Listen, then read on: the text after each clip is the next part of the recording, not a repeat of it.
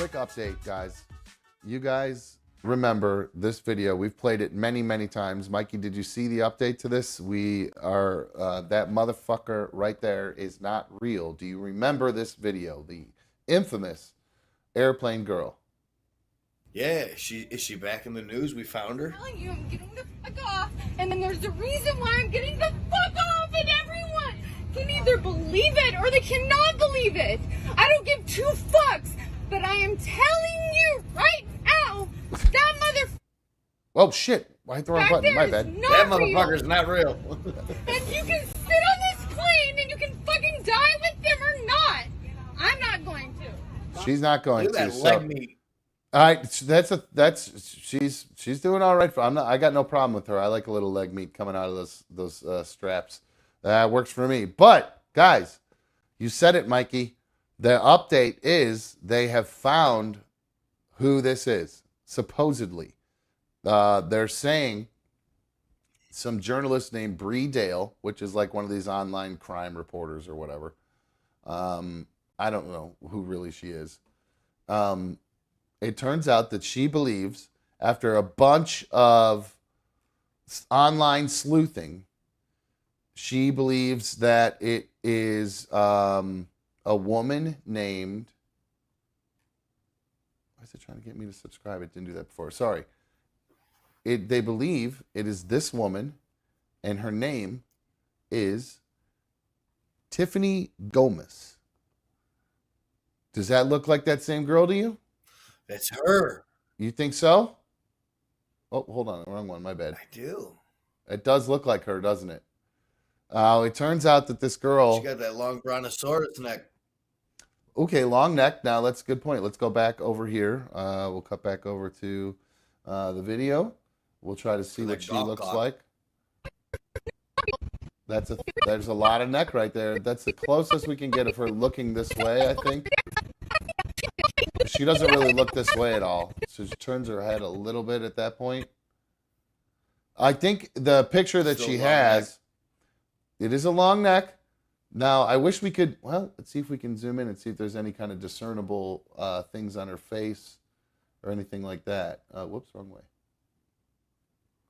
Zoom in a little more. See what you guys think, if this is her or not. Tiffany Gomez. Gomez. I wish I could do a side-by-side. I think I actually can, Hold on. I can do close enough to it, at least. It's not going to be perfect, but... all right, here we go. There's a side-by-side. Close enough. Looks like the eye color is the same. A little chunkier on the right. I was going to say, it looks like in the picture on the left, a little thinner. Now, the nose, it's hard to tell because she's kind of looks like a little bit of a pointy nose on the left and not as pointy on the right, almost. But that might just be the angle. Yeah, it looks like it's more of a Miss Piggy nose on the right. A little bit. Now, we are looking at her from underneath, so it's a little bit hard to say. Oh, no, you agree? Those nostrils are way too flared. No, I think that nose is different. I'm off the train of this being her now. Okay, all right. Now, see, I think that's not a. I'm not 100% sold. The chin looks like it could be a little bit different. It's a flat nose. Which one? The airplane one is a flat nose, or the girl on the right, airplane? Yeah, it's more of a flat piggish nose. The girl on the left has the pointy little ski slope nose. Now they do have that same center part. She's kept the Gen Z. She's doing the Gen Z center part. Close. The teeth look doesn't look like the airplane girl has snaggletooth or anything like that. And the problem that we're dealing with right now is that the girl, and one of the things that kind of points to it possibly being her, is, well, the girl, this Bree girl or whatever her name is, who did all this investigative work, she did go get some information from the airline and got the actual report of what happened.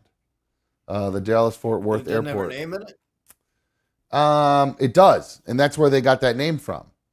And another thing that really kind of secures that it might be her is that when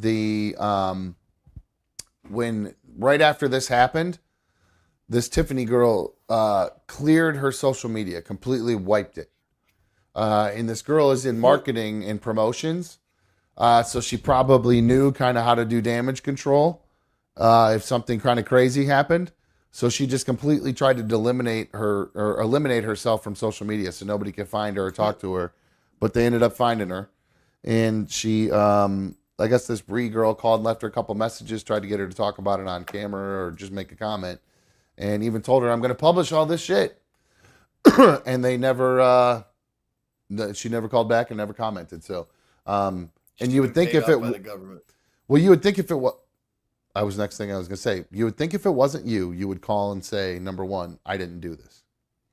Number two, Mikey, there is a conspiracy theory now revolving around that motherfucker is not real right there. You realize that, right? I assumed you'd already be familiar with it personally. I thought you'd already know. It happened on July 2nd. Now, I believe July 2nd. That was the same day that something happened with the Hunter Biden case. The prosecutor in the Hunter Biden case denied retaliating against IRS agent who talked to House GOP. Now, supposedly, this girl is a plant to create a diversion on social media to divert away from what was going on with the Biden investigation that particular day. Interesting. Very interesting, don't you think? Yeah. That's what they're saying right now. Nice little false flag. Yeah, well, but not. You know, it has nothing to do with the government. They just know that we're all such idiots for internet videos and viral bullshit that we all get wrapped up in nonsense. And now we're wrapped up in some girl who's probably just tripping, or could be a government plant for all we know. So that's the update. We've been waiting. We saw the guy in the hood to see who she was talking about, and then now we've got some potential evidence as to who it could be, and we've been waiting for a while on this. It's been almost a month, been It's been a while, and she's almost still a month. staying silent. That paycheck must have been fat. The Bidens, they pay well. Those Bidens.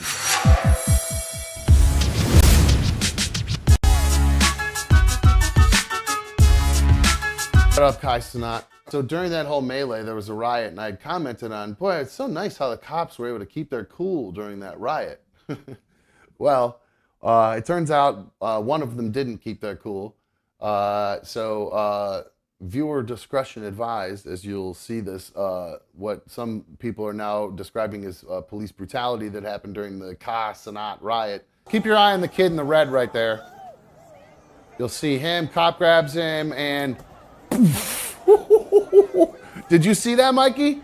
Did it go too fast? Did. I'm trying to see if it was his shoulder or his head that did it. Oh, it was his head. It was just 100% his face. Because you'll see, if you can see the picture when he gets up.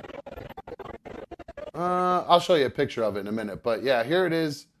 Look, I think that's exactly right where we need to be. Exactly right where we need to be. Believe.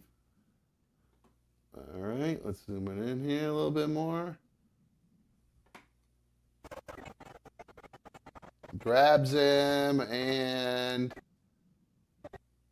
that guy's right in the way. Get out of here with your stupid. God, no muscle shirt.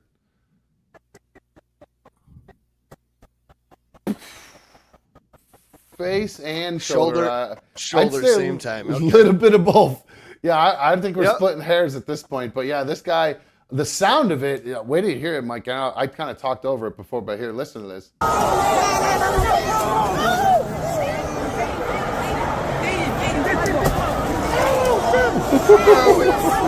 Can you imagine standing there and seeing that? That other dude walked away real quick, like he didn't see shit. Look at the other cop in the white long sleeve. He's like, I'm out of here. There's somebody over here.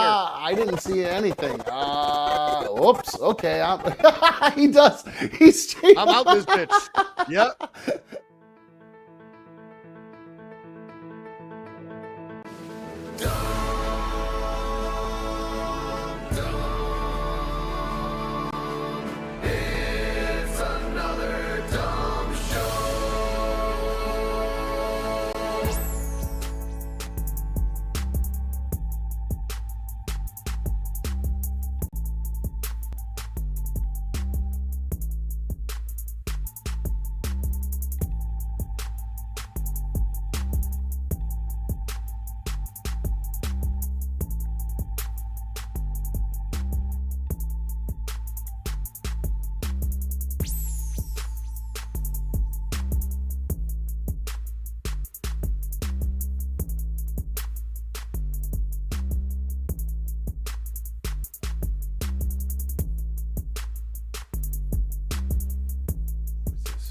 whoppers?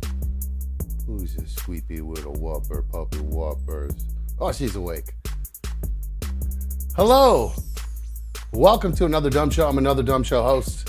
Thank you for joining us for issue number 82. I appreciate everybody joining us this evening. Thank you. Thank you for streaming on my tube. I see everything is already fighting with me. In case you guys noticed, we started a little bit late. But hey, you know what? Having you guys here on my tube doesn't matter if we start late. It just feels good. It feels right. And I'm glad to have you guys along with me. We started a little bit late because, as always, at least one thing decided to break. Right before we started, there's always just one thing that goes wrong every single day. I don't understand technology. It's just weird. This little thing I use to make everything change, different camera and stuff like that, this little button thing I press. Right when I was getting ready to start the stream, decided to stop working. So I had to reboot that whole thing, and boy, what a pain in the ass. So we are here, we are alive, the mics are on, Brap, go fuck yourself. You weren't first today, so eat a dick. I'm just kidding. We are here, we're live, we're good to go, and I think I got my main man down there. Mikey, what is happening? What's up, dude? How are you? What's up, buddy? Ooh. Slowly dying from a coughing injury. A coughing injury. What does a coughing injury entail? I have no idea, dude, but every time I cough, it feels like I'm being stabbed right under my right boobie. Ooh, it's funny that you mentioned that because when I was sick last week, I actually had the same thing going on with me. I was coughing so much. That was probably the worst part of being sick is the cough I had to go with it. I was coughing so much that I pulled a muscle in the middle of my back, and so every time I would cough, it would strain that muscle again. So I actually know exactly what you're talking about. But are you sure you didn't hurt your rib or something else, and then coughing is irritating it? Because when I've cracked ribs or broken ribs before, obviously that's like the cough is the worst thing in the world. The last time I cracked a rib, I was bending into a garbage can and sneezed, and that's what broke it. I'm sorry, I don't mean to laugh. That's awful. That's old man shit. What? Yeah, bro, I'm telling you, as the closer I approach 40, like things used to not bother me. Like this is the second time in a calendar year where I have a rib thing where I cough, and it feels like I'm not kidding. Like it is enough to make me go dizzy. Well, you have said in the past, well, that's good for you because I was just going to say, because you love when you get yourself so zooted that you cough to the point of nearly passing out. That's your go-to move. So it's like a freebie. Yeah, so that's what I'm saying. You must be you must be enjoying yourself, except for is the pain so much that it just kind of over. It does. The pain kind of it. brings me out of that little like. Woo, woo, woo type. Yeah, the euphoria is gone because you're like, oh. Yeah, I'm sitting here pushing on my boob and pushing on my ribs, and I feel like I can feel something, but I can't. Think you did something at work or something, picking something up, and that's what's wrong with your rib, or you just literally too much coughed, too much vaping and coughing? Yeah. You know what gets me? It's not the nicotine vapes that get me every day, but I got a nice lavender pen that I use, and that thing I hit nonstop, and for some reason that thing, it's like golden syrup in my lungs. Yeah, those are no joke. I may have just facilitated getting one of those, and somebody that I know tried it, and this person is older and a little bit of a lightweight, and boy, were they wrecked after one little hit and coughed for a good 10 minutes after this hit. So, yeah, I laughed pretty hard. I'd like to say who it is, but you probably maybe be able to read through the lines. It's an older person in my life who really doesn't dabble in partying very much. So I helped this person out. And boy, they were feeling pretty good on their day off. So congratulations to that person for coming over to the green side. Speaking of the green side, I do have some new Cannaspondents. We didn't go through the new Cannaspondents that I added, did we? No, we mentioned one of the callers that called in. I can't remember where he was from. Okay, Arizona, but it's not Arizona. It was someplace west. We got a couple of them actually. We did talk. We got a phone call over the weekend. I think maybe last Friday from a guy named Bubbles. Bubbles is from Lafayette, Louisiana, and Oh, Bubbles, okay. yeah, on the phone, Bubbles asked if he could be one of the Cannaspondents, and I told him, well, all you have to do to be a Cannaspondent is you can't just ask on the phones. By the way, the phones are working, 844-HIT-DUMB, 844-448-3862 if you want to give me a call. Mike, I said, Mike, you can't just apply on the phone. You got to go through the proper channels. Send me an email, anotherdumbshow@gmail.com, and you send a little proof that you're down. And I don't have to show your picture if you want to be anonymous, but send me some proof. I did get some proof from Mike. I can't really say, I can't really show the pictures of what he sent, but I can describe them. He's got himself a nice tray. He's got his grinder there with everything all ground up. A couple gummies on there, a big fat cigar, 2 different types of vapes, a one-hitter, and a sweet little bag to put it all in. And he said, Mike says, I'd like to remain anonymous because this is my Cannaspondent application. I'd like to remain anonymous. The current flower is Hawaiian something. I forgot what he said, new selection. I ran out of paper, so I have my bat, a one-hitter just to the right, gummies to get ready for bed, a cigar just because I like cigars, and 2 vapes, 1 sativa and 1 indica, depending on my work schedule, and a Crown Royal bag to keep the stash in. So, because he was able to send that in and prove that he is down, Mike, or Bubbles, is now officially our Lafayette, Louisiana Cannaspondent. You'll see him there. His name's covering the city. Congratulations. That's right, bud. Congratulations. You are now an official Cannaspondent, my friend. And while we were talking about that, apparently we had another person send in their Cannaspondent application. And I know, based on the picture and what they told me in the picture, and I can't show the picture. They didn't send a picture of themselves. A lot of these guys must work in factories or whatever, so they can't, show their picture.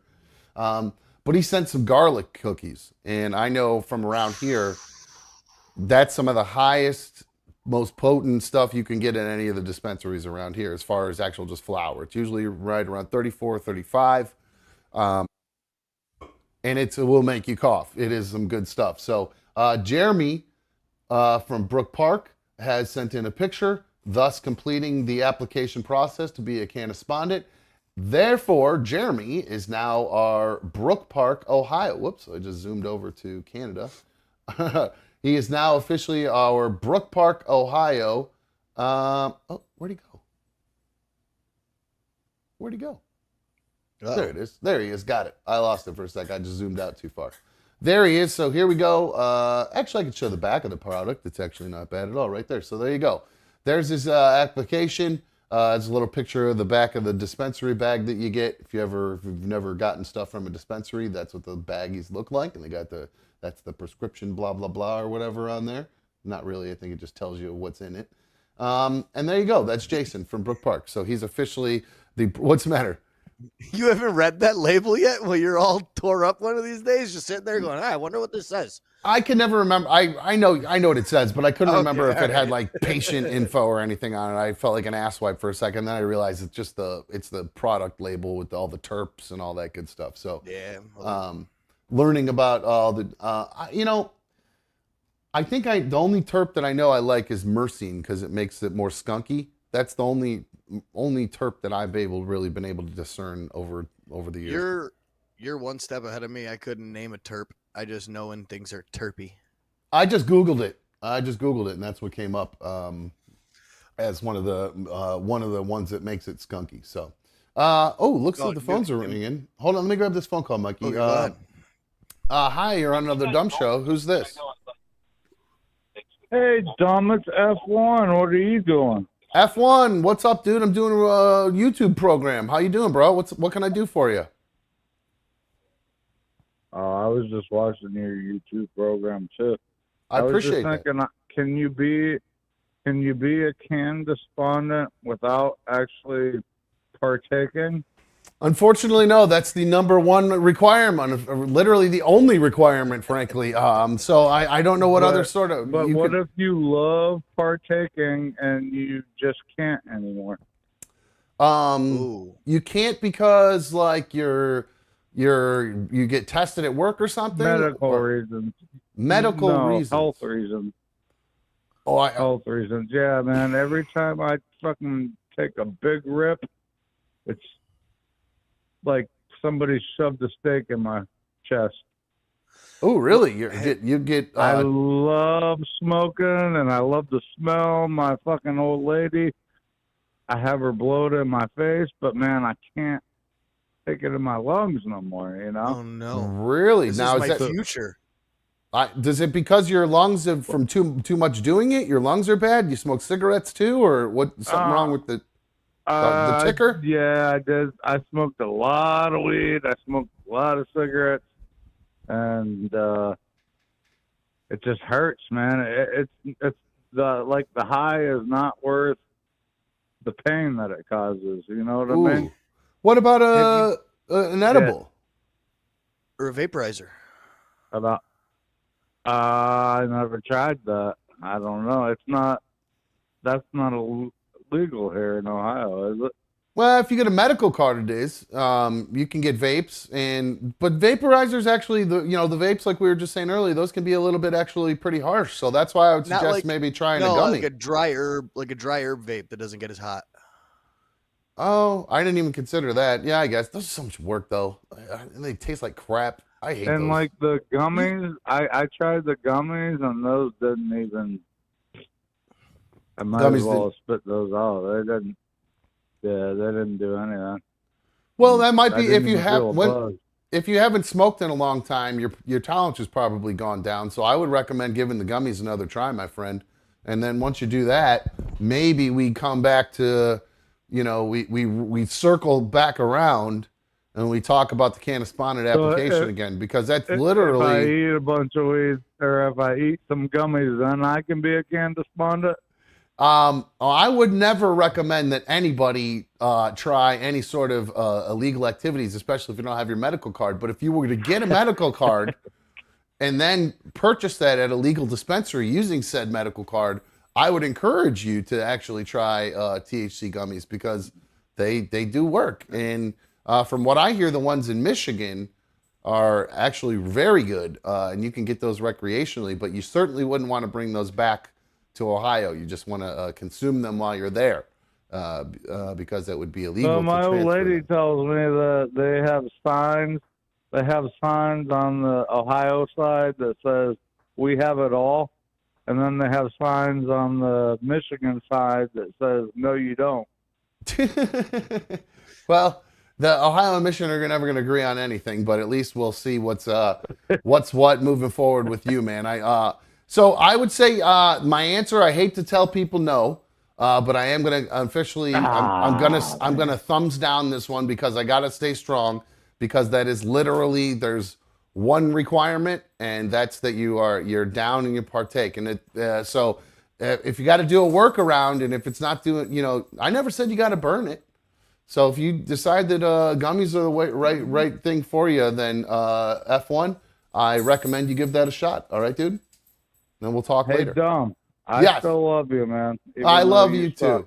All right, dude, adios. He can go fuck himself. No, I'm just kidding. So there you go. That's it. Only one requirement to be a Cannaspondent. You just got to send me an email and prove that you do it. Saying that you like to do it is not going to cut the mustard around here. He's living my nightmare right now. Like, if I keep having this rib pain, this is going to be me in 20 years. That's a good point, actually. So yeah, hopefully I really hope it is just something you whacked yourself at work, you bumped into something. Maybe when you got stung by those bees or something, you crunched yourself all up or something. You pulled something, reaching over your back, trying to slumped over. That's what. Yeah, maybe that's what it was. One of those nod offs. You just went and crunched a rib, and a piece of cartilage popped out or something. No, I'm telling you, I understand rib pain is no joke though, because when I'm still fucked up from that sandpaper slip and slide, like I've talked about before. It's clipped across there so many times. Like when I went across that piece of plywood, and we came off the linoleum over that little lip over the plywood, it ripped that one of my bottom ribs, just separated it enough to where that shit never stops hurting. It actually is just irritated right now. Just me touching it and poking it is making it sore right now. It's really annoying. Oh, thank you. Yeah, it's annoying. So, Darla. Got that blue toy back. Could I take the dinosaur, babe? Bean Arena, honey, I know you've slowed down, but we got to find something else for you to do right now, okay? All right, my baby girl, you're disturbing the show, okay? Can you get a different toy? Can I have that toy for tonight? Oh, you little shit. She just dropped it, so I couldn't have it. Little fucker.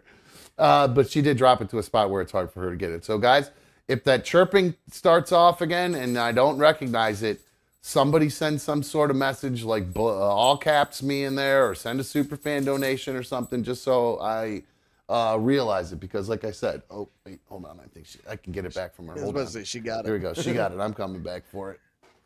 Oh, I'm a mean old daddy. I know. I'm a mean old daddy. I know. Here, you Run with it. Run away. Get that one now. Get that one now. Oh man, I feel terrible. That's awful. What a horrible person I am. Gotta take my damn dog's toy away. You guys. It don't bother me none. I gotta tell you what. That'll tell you how much I love you guys, because that really hurt me to do that right there, because that's my best friend right there, and I just took her toy away. Sorry, baby girl. Oh yeah, she's looking around for it now. Okay. Puppy update. Oh yeah, They went with the name Jax. So the puppy update you're talking about is your parents. They lost a dog a little while back. Yes. They just got a new dog to, like what you do, you replace the old dog. They were trying to come up with a name for it, and the name that you guys came up with was Jax, after the guy from Sons of Anarchy. I have no idea why they came up with Jax. They just like the name Jackson Catalano. Oops. I don't know. Hey, that's that's a Godfather reference, right? Catalano or whatever. So there you go. That's Jax. I don't know about that for a dog's name, to be honest with you. I'm not real thrilled with that. I'm not gonna Wasn't lie. my vote. Yeah. I thought Gizmo was way better. That was a good name for that little dog. It was down to Jax or Gizmo, and my choice was still Reginald. It's a goofy ass weird name. Unless you called him Reggie. Reggie's not bad though. I like that. Yeah, I call him Reggie. That's not bad. Okay, well that's good. I'm glad we got an update on that. I was wondering that. I meant to ask that a little while back, and then I just for some reason I completely forgot about it. But my parents are tossing and turning and sleepless nights and bringing the dog outside every hour and a half. I've never seen a much more miserable older group of people right now. Yeah, but this is what they wanted. Yeah, it's a pain in the ass. I'll be honest with you though. I got like the pee pads here just in case, because I know in the morning, especially when it's cold, there's no fucking way I'm getting out of bed and taking her in the morning at 6 o'clock in the morning. So she's trained. She hops down. She goes, uses her pee pad. She's good to go. She's a good girl about it, to be honest with you. Every once in a while, she'll miss it, and like half of it kind of goes off the pad. But I have like I have like laminate floors everywhere, so it just wipes right up. It's no big deal. It's like there's no carpeting or anything to worry about now. I got to keep the boys' room, there's carpeting in there. I got to keep that closed because she will destroy the carpeting in there if I leave that open. So that room stays shut. She doesn't get to go in there because she'll piss all over that carpet for whatever It's just a reason. little dog thing, man. They love pissing everywhere. When she was bad at first, she really was bad at first. Even when we would take her out, she'd pee, she'd come right back in, and she'd pee again in the weirdest ass spot. It would be a different spot all the time. So I don't know if she was just marking it when she first got here, even though she wasn't right at first, but she couldn't really walk much to go to the bathroom at first. She had kind of like a diaper on and everything. So yeah, I don't know. She's good with it though. She's good. She usually poops on the pee pad, sort of maybe, but like I said, her poops aren't. She doesn't like her shit don't stink. To be honest with you, that's all there is to it. Her shit don't stink. It's not that bad. She can drop one right next. Maybe it's because my nose just doesn't work. There you go. There you go. I was just about to say your nose don't work for one, and you just contradicted the shit out of yourself by saying her shit don't stink. It ain't that bad. Which one is it? Well, that's what I'm saying. It don't stink. Like it ain't that bad. Like she could shit right next to me. I wouldn't know. You're used to your dog's shit smell. That's no way. No way. Yeah. I'm telling you, there's no way. I go to customers' houses all the time, and I can tell if they have like pee pads or not. Nope, I can smell. I'll hold it up close to my face, and I can barely smell it. There's That's why you're immune to it. You've been smelling it so close to your face so long. Listen, don't try to make it out like I'm the dirty guy, Mr. No Deodorant. Don't listen. Everybody knows who the dirty guy is around here, not me. All right. I smell better than that. Yeah, I hope you smell better than a pile of shit. But if you smelled like hers, it really wouldn't be that bad because it doesn't smell. Yeah, you guys know. I got a couple more emails before we go into what's going on with the show, and I'll explain to you guys why I played the recap that I played today too with the girl from the airplane. There's like a small update to that, and I just wanted to brag about it. But you guys love. No, I love to see what it looks like when how you guys watch the show. I love to see how you watch it. If you're watching it, like I had a guy sent in a couple weeks ago in his work truck. It looked like Bean Arena. No. In his work truck, he had like a little laptop, not a laptop, but like an iPad looking kind of thing put up on his dash so he could watch the show. And then, so I just had somebody else send one in too. Jose, I don't know what is going on with this dog right now. She's scratching at the thing, away. But she's scratching at the camera leg now, like she knows how to get my attention. Now she's barking. She's literally losing her mind right now.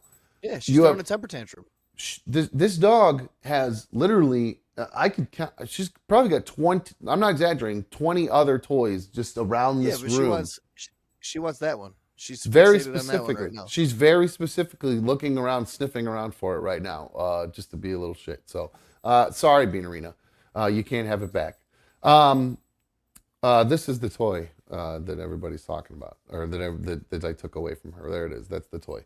But Jose said he has COVID and the whole family is out of town. So what he's looking forward to is watching another dumb show. And this is how he watches another dumb show. He's got it up on the big screen. It's a little hard to see. It's a little dark underneath, but you can see he's got us up on the mantle there. Above the mantle, they got a little, looks like they got a American flag honoring somebody in their family probably who passed away, a veteran in the past. I can't really read what the... the sign says, "You are my happily ever after, Jose and Samantha." Oh, what a nice sign they have there hanging up underneath their TV. So, Jose, thank you very much for showing that. You guys know I love checking out your setups to see how you have Watch Another Dumb Show. I love that very much. I got an email from Brad. Brad wants in on another dumb fantasy football league. He's going to be joining in. So I think we literally are down to like 1 or 2 slots left. I have it rolling down there. It says, you'll see down there, about to pop up here right now. Come on. Where'd it go? Right, literally, there it goes. Hi, look, it says that. Join another dumb fantasy football league. All you have to do is email anotherdumbshow@gmail.com if you want in. It's a $100 buy-in. If we fill up the league, it's going to be obviously however many members we have. We'll come up with the pot from there. I think if we get, 10 people, we do 700 for the winner, 200 for second, 100 for third, that kind of stuff. So it all depends on how many people we get in the league. I'd love to get 12 if we can. 10 to 12 would be perfect. So anotherdumbshow@gmail.com if you want in. I'm stressed. I got 3 leagues running this year. I haven't had 3 leagues running in I'm a little 10 stressed. plus years. I'm stressed about getting it all figured out. You know what I mean? All organized and getting all the draft put together and all that. I'm all stressed out. So that's why I'm hoping by Friday I can have all the members committed and we're in and money into the Venmo and all that good stuff. So, and by the way, if I'm you happy drafts are happening. Oh, go ahead. I was just saying, if you have emailed me, by the way, saying you want in, I got your email. I just haven't emailed everybody back with the details yet because I don't have all the details just yet. So if you've emailed me and you want to be in, you're in as far as I'm concerned. So what were you going to say, Mikey? I don't even remember. The dog distracted me. It's okay. Yours or mine? I got... Oh, there's a dog there. Whose dog? Is that your girl's dog? Are you at her house? Yeah, I'm at her house tonight. She is in Toronto. So you're house sitting for her? Yes, I'm puppy sitting, and I had to get her early and walk this dog and walk the pain in the ass little dog that has to wear a diaper around the house. Well, that's fun. Yeah, I've been there. That's a whole lot of fun. We got to get him clipped. That's why. What do you mean? Oh, he's Gotta get his peeing balls everywhere. cut off. And, Yeah. Oh, because he's not I got you. Yeah, that's definitely Yep. You want to do that for sure. Speaking of people who might need diapers, our poor Crooked Orchid, one of the members, official member of the League of Dummies, she said, "Dude, my hubby has been in the hospital with a bowel obstruction." Attached to the different ERs, the toilets, the ER has. They're sus as fuck murder toilets in the surgical suite. Has nice, calm, good vibes toilet. Just a funny moment. She got home and her dog went crazy. If people think Darla is annoying. So all these dogs go nuts. So apparently we're all dealing with the same thing. But just so you guys know, this is what they're dealing with. I hope the bowel... That's what happened to the old boss man years and years and years ago. He had a bowel obstruction and he ended up in the hospital because of that. And he had to have surgery, I think, to get that fixed or whatever. So, yeah, I don't think I need to show off the toilets, I guess. But here you go. These are the pictures of the toilet she sent. So that's a Saw bathroom right there. Toilet. Yeah. That's a nice, pretty toilet in front for the surgical suites. So yeah, she's right. Very different for depending on the situation you're in there at the hospital. I guess you want to be in surgery versus just the whatever the hell the emergency room. Gross. All right, so I think that's it for the emails. There's some other stuff I wanted to talk about that I saw today. Oh, that's right. I was going to explain to you guys why I played that recap clip. It's because your old pal Dom was out ahead of the game, guys. Do you remember when? So I played that recap clip for you. That was back from July 27th. Well, over the past like 24, 48 hours, all of a sudden the news has decided that it's big news, and all of a sudden it's breaking news that that motherfucker right there, airplane freakout lady that we all know and love, that she's been identified. That's all of a sudden it's breaking news? No. Guess who broke that news? Another dumb show broke that news. We found out who we got it from that lady. What's her name? Bree Dial. She is the lady that found. She did all the research. She dug up all this. She did some sort of request with the Dallas Police Department and like American Airlines or United Airlines, whatever it was, to get an incident report. And if you'll remember, we also reported here on another dumb show that the whole thing possibly is a giant government cover-up because there was stuff going on that day in the news, Hunter Biden-esque stuff, that we believe this was done as some sort of social media diversion to keep everybody away from the Hunter Biden topic and talking about this. So, guys, all the more reason to watch another dumb show every day. We're breaking news weeks before the actual news outlets are. We talked about this so long ago, Mikey. I mean, not only the actual incident, but the fact that she's been outed, Tiffany Gomez. We knew this was Tiffany Gomez a while ago, and I had a list. One of the league members tried to tell me that they didn't think it was Tiffany, and guess what? You're wrong. It was 100% Tiffany. Now that all the news has also corroborated the evidence, they've done a deep dive into poor Tiffany, who. After this happened, she scrubbed her social media. She completely eliminated herself from the internet. Smart move. It was a smart move because look how long it took them to finally get. I mean, this happened over a month ago. 5 weeks ago, at least. And so now they've finally figured out who she is. Like we reported before, she's a marketing executive. But they did find out this chick's got some money. That's the new update to it. No wonder she went and scrubbed everything, because it turns out that bag she was holding, it's a Goyard bag. Goyard. I'm not familiar with luxury brands, but apparently that's a luxury brand that she's holding. Well, here's the video actually, real quick. We'll just play the video real quick if you want to see it. If you guys haven't seen it for a while, here it is. Say whatever you want. I'm I'm telling you, I'm getting the fuck off. And then there's a reason why I'm getting That right there, that bag. Apparently that's a 1900 Go-Yard bag. the fuck off, and everyone can either believe it or they cannot believe it. I don't give two fucks, but I am telling you, right now. Telling you right now. That Right motherfucker now. back there is not real. And you can sit on this plane and you can fucking die with them or not. I'm not going to. Bye. So there you go. So it turns out that she lives in a well, oh shoot, I just closed it. Sorry about that. She lives in a $1.6 million home in Lakewood outside of Dallas. So she's doing really, really good for herself, and had this major freak out that some people are still saying was something to do with a relative stealing her AirPods. So that's still the going story about why this all started. I'm still gonna go with she saw a reptilian guy, and who was a plant to cover up the Hunter Biden hijinks. I mean, Mikey, you gonna disagree with that? We can hunt her down, but we literally can't find who brought the coke to the White House with all them cameras. That's true. Well, and one lady did. It did take a while for everybody to track her down, except for this one girl. I mean, maybe the internet didn't try very hard to find her. They just didn't find her on social media, and they gave up, because that's kind of pretty much the extent of the work people are willing to do. And then, and 844 hit them, 844-448-3862. I think the phones are working still, if you want to try.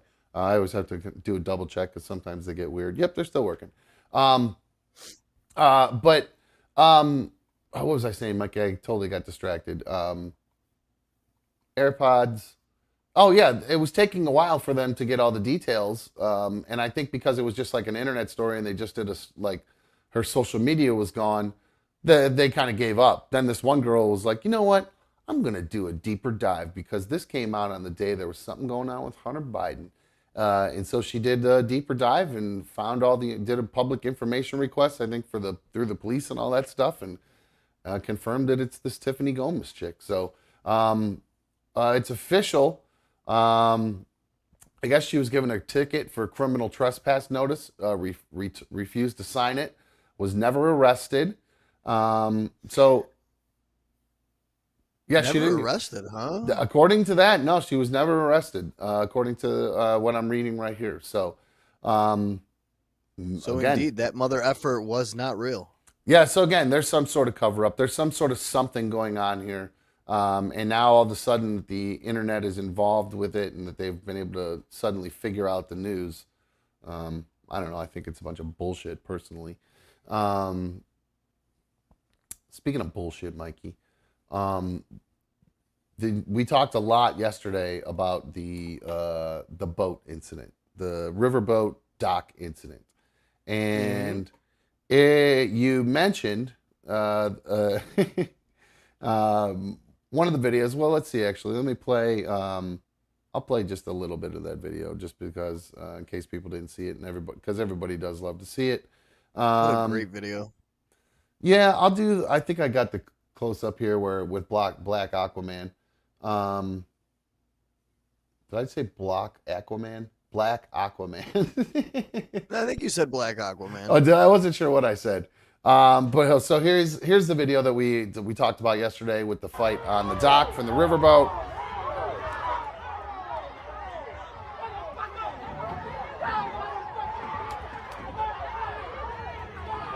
Gross.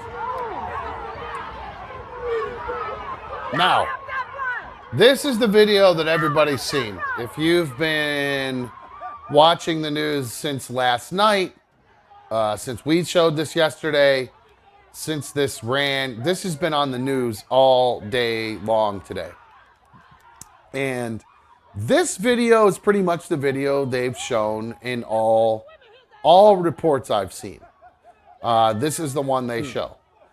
Now, interestingly, one thing I've noticed is what they're not showing is the secondary video. and we'll get to that in a sec because the police did come out and there was a press conference that they did today. So I'd like to play you that press conference, and I'll talk a little bit more about that, what I was saying before, how the news was presenting this, and basically just how fucked up I think it is. So here is the Montgomery, Alabama police. I don't know if he's a chief or whatever, one of these cops talking about what happened at the Riverboat dock in Montgomery, Alabama. Was fully operational, operating from a designated docking space along the river. The Harriet takes passengers on 2-hour tours. The Harriet is the name of the riverboat that everybody was was trying to dock. That the dock worker worked at. He worked for this boat called the Harriet, and the guy that I kept calling a dock worker is actually the co-captain of the Harriet. And it's not like the woman's name Harriet, it's the Harriet with an O, I believe. So it's some sort of Greek thing or something. But anyway, so here he is going on talking about what the Harriet is and what it does. Takes passengers on 2-hour tours up and along the Alabama River throughout the day. On this day, there were 227 passengers aboard that vessel. The incident occurred between a co-captain of the Harriet II vessel and a private boat owner and his family. As the Harriet attempted to dock in its designated space, designated and reserved due to the gangway access as well as the mooring requirements, the private boat was docked in its space, prohibiting safe docking of the Harriet.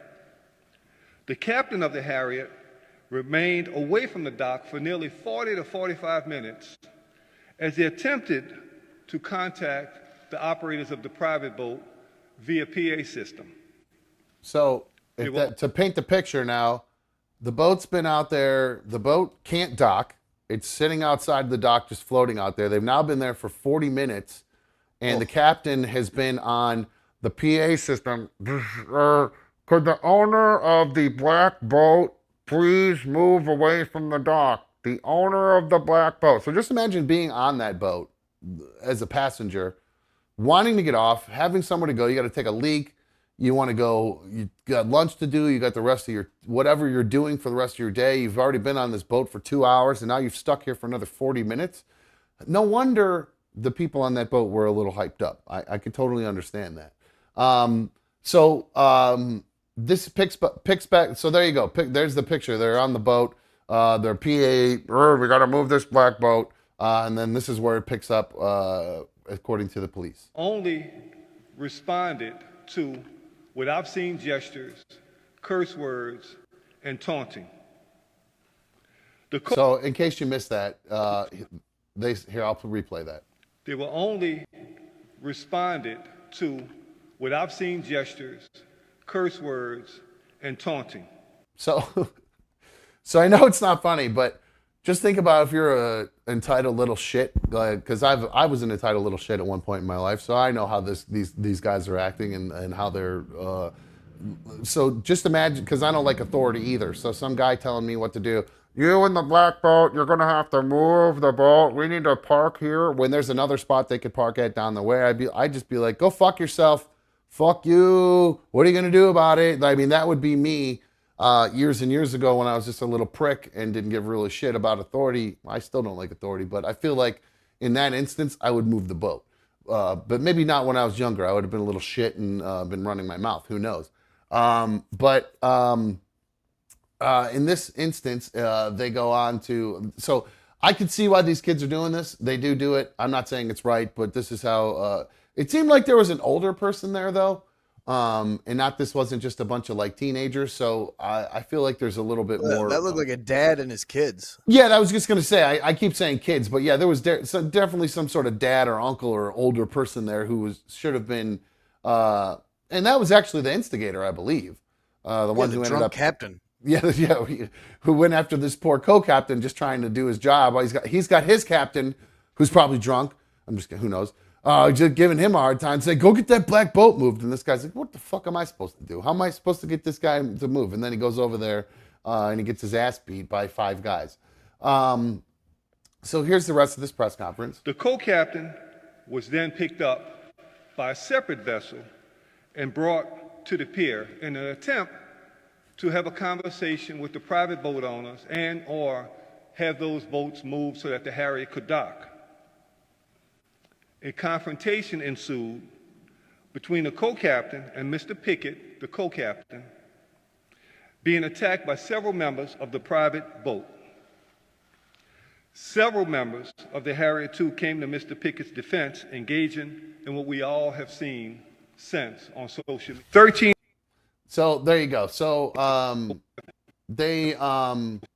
it's going to go on to tell you a little bit more about who ends up getting charged and who's detained and all that all went, because, and this is where I start getting a little bit irritated. Because yesterday I was the thing I liked about this fight that I witnessed was, and I think I don't remember if I mentioned this or not, but it was just a good old fashioned brawl, man. Nobody got killed. Nobody got beat up excessively. There was so much of a melee that just bombs were getting thrown all over the place. It was just a good old fashioned brawl.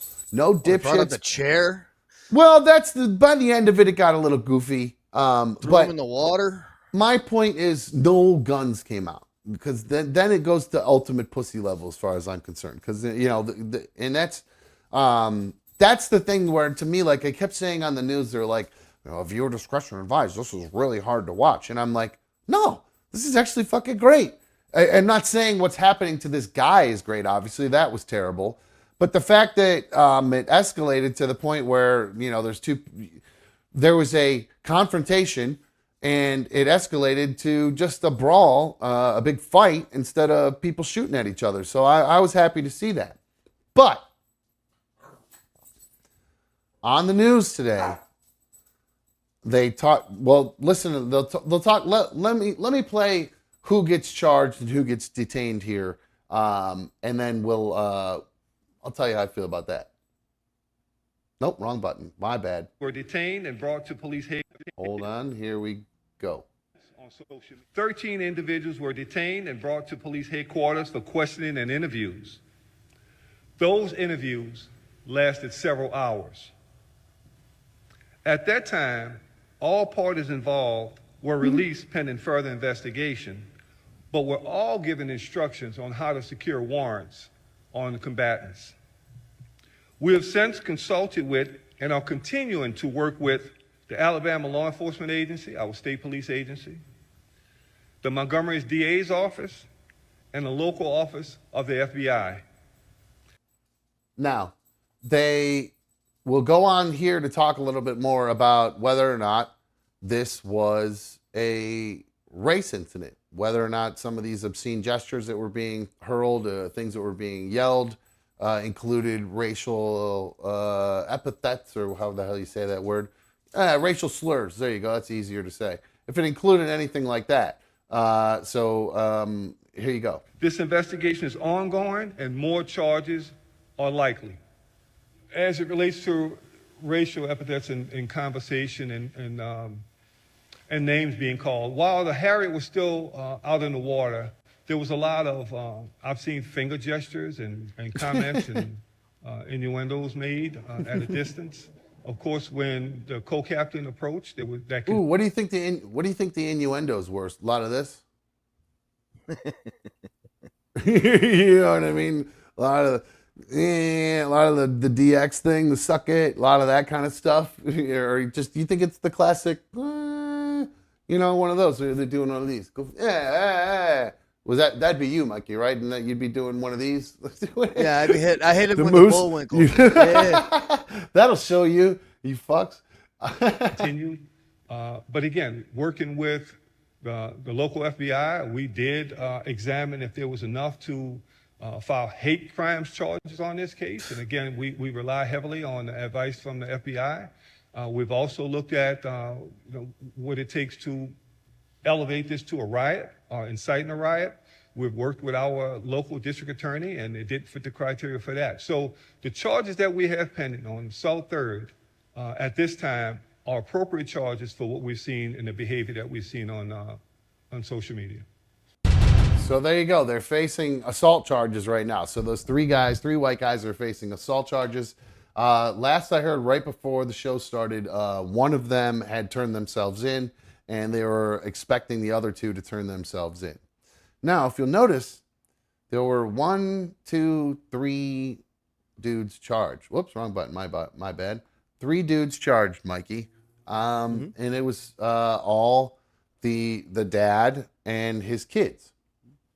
And noticeably missing from all of the news reports I watched. Oh, and the guy with the chair, by the way, the police are looking for him. So they did show the WWE part with the guy bashing people with the chair. They're just looking for him right now. Yep. No warrants issued or anything, just looking for him. Now, they didn't show the retaliation video at all on the news. Why would they do that?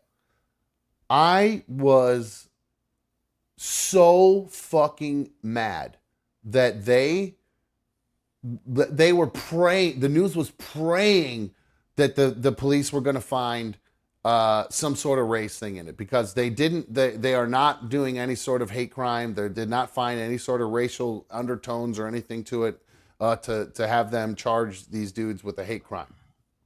But the news, I swear to God, was praying for them to do it. It was unbelievable the way they were presenting this. And I'm going to be honest with you too. Why was nobody charged in the retaliation video? Those guys that ran over from the boat and just walked up and punched the guy on the boat, they're not allowed to do that. You're not allowed to just walk up and punch somebody because you saw them punch somebody else 25 minutes before that. You drag a woman by her hair across a dock and punch her in the face repeatedly, stomp her in the head. Yeah, how is that? Water. Yeah, that's all allowed, right? How is that woman that beat the other woman up? How is she not facing any charges? They had nothing to do with the original incident. That whole the group that came. Now, I was all for that kind of vigilante justice a little bit yesterday, but I'm going to be honest with you. I don't know if I was for it. I could see why they were doing it, I guess was more the reason why. I could understand, and I couldn't understand why those guys didn't leave. But my point is, they had nothing to do with it. They had all this time before the boat had to finally get moved. They were able to finally dock. So I guess actually that boat never did get moved, because if you remember, you watched that second video, it parks farther down from where the original black boat is that didn't move. And it runs back. Yeah, then everybody runs down. And the first guy that gets there just walks up and punches him right in the face. That guy doesn't going to get any charges. There's no assault charge for him. And that's okay. No, it's not. That's bullshit. And why weren't they showing standard? That's the world we live in right now. That's why I talked yesterday about how there ain't nothing fair in this world. So get your shots in when you can. I found that to be despicable, what I was watching on the news today. It was and it was on the News Nation that I'm always touting how they kind of show both sides of everything. I don't know if it's really just because they wanted to be able to talk about this being a race thing for the next 2 weeks or whatever. And then that never happened. They didn't, they had every opportunity to play that other video and they didn't. Instead, they just played the last part of it with the guy with the chair and didn't show any of the stuff that went on in between that. Because again, I understand why those people did that, but it was not coming to the defense of that co-captain by any means. It was straight up vengeance, revenge for what had happened to that co-captain, and that is not okay. I mean, I understand it. I'm a hothead, and I'm all about trying to get revenge and stuff, and I get it. But I would get in trouble for that. You would get arrested. So I really don't understand. I think maybe they're avoiding trying to arrest those of the opposite race in retaliation for that out of fear of rioting and destroying cities. And tell you what, Mikey, you might have a good point there. Maybe because to me, it doesn't make any sense. And maybe if that's what the mayor of Montgomery, he put out a tweet yesterday saying how they wanted to, what did the tweet say? And this was after the fight. He said, last night the Montgomery Police Department acted swiftly to detain several reckless individuals for attacking a man who was doing his job, which is true. Warrants are being signed and justice will be served. This was an unfortunate incident which never should have occurred. As our police department investigates these intolerable actions, we should not become desensitized to violence of any kind in our community. Those who choose violent actions will be held accountable by our criminal justice system. Mayor Stephen L. Reed. That last line was the one that really hung with me. Those who choose violent actions will be held accountable by our criminal justice system. Well, guess what? Those guys that came over there that did that, who just happened to be the same race, I believe, as the mayor of Mayor Stephen Reed is, if I'm not mistaken. I find it to be reprehensible, disgusting. And yeah, he is a black dude. So it does seem like the whole thing is just a bunch of horse shit. Oh, wait, yeah, Mayor Stephen Reed. So there he is. Didn't they say 13 people were detained? 13 people were detained. Only 3 warrants were issued. So there's the mayor. And right. The other people were instructed on how to obtain warrants and press charges for assault, I'd assume. So it's going to be up to the individual. So yeah, out of those 13 people detained, I'm guessing there's going to be people that are filing charges for assault past that, and we're going to see more arrests. But I just want to see how it plays out. The way they made it sound to me was like it was just those 3 guys. There's just arrest warrants for those 3 dudes. That's the way I took it from what I read and what I watched today. And only one of them has turned themselves in so far. So yeah, it was bad. I really didn't expect it to be so shitty like that. I really didn't. And just so kind of one side.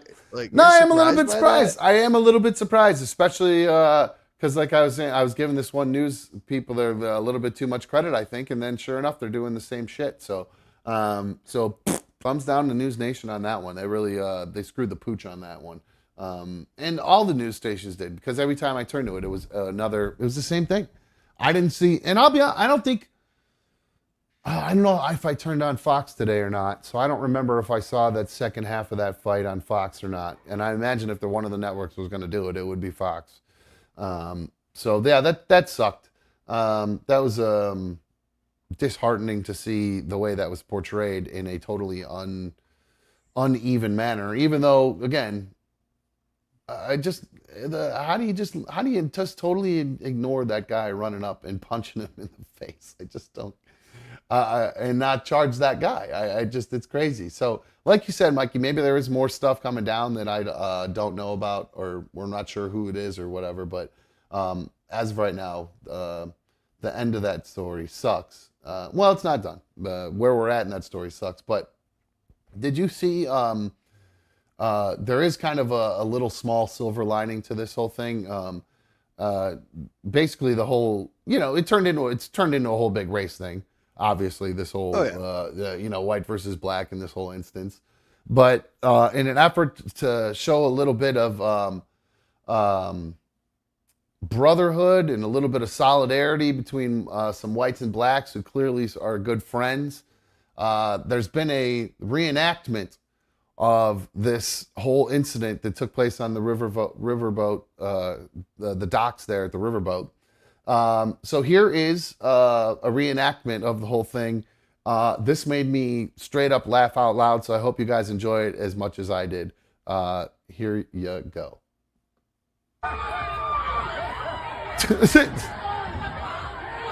So there he is, throws his hat. They're wrestling.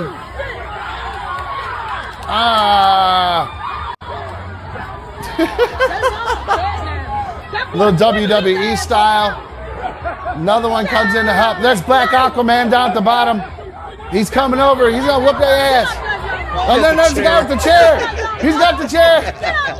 Look out.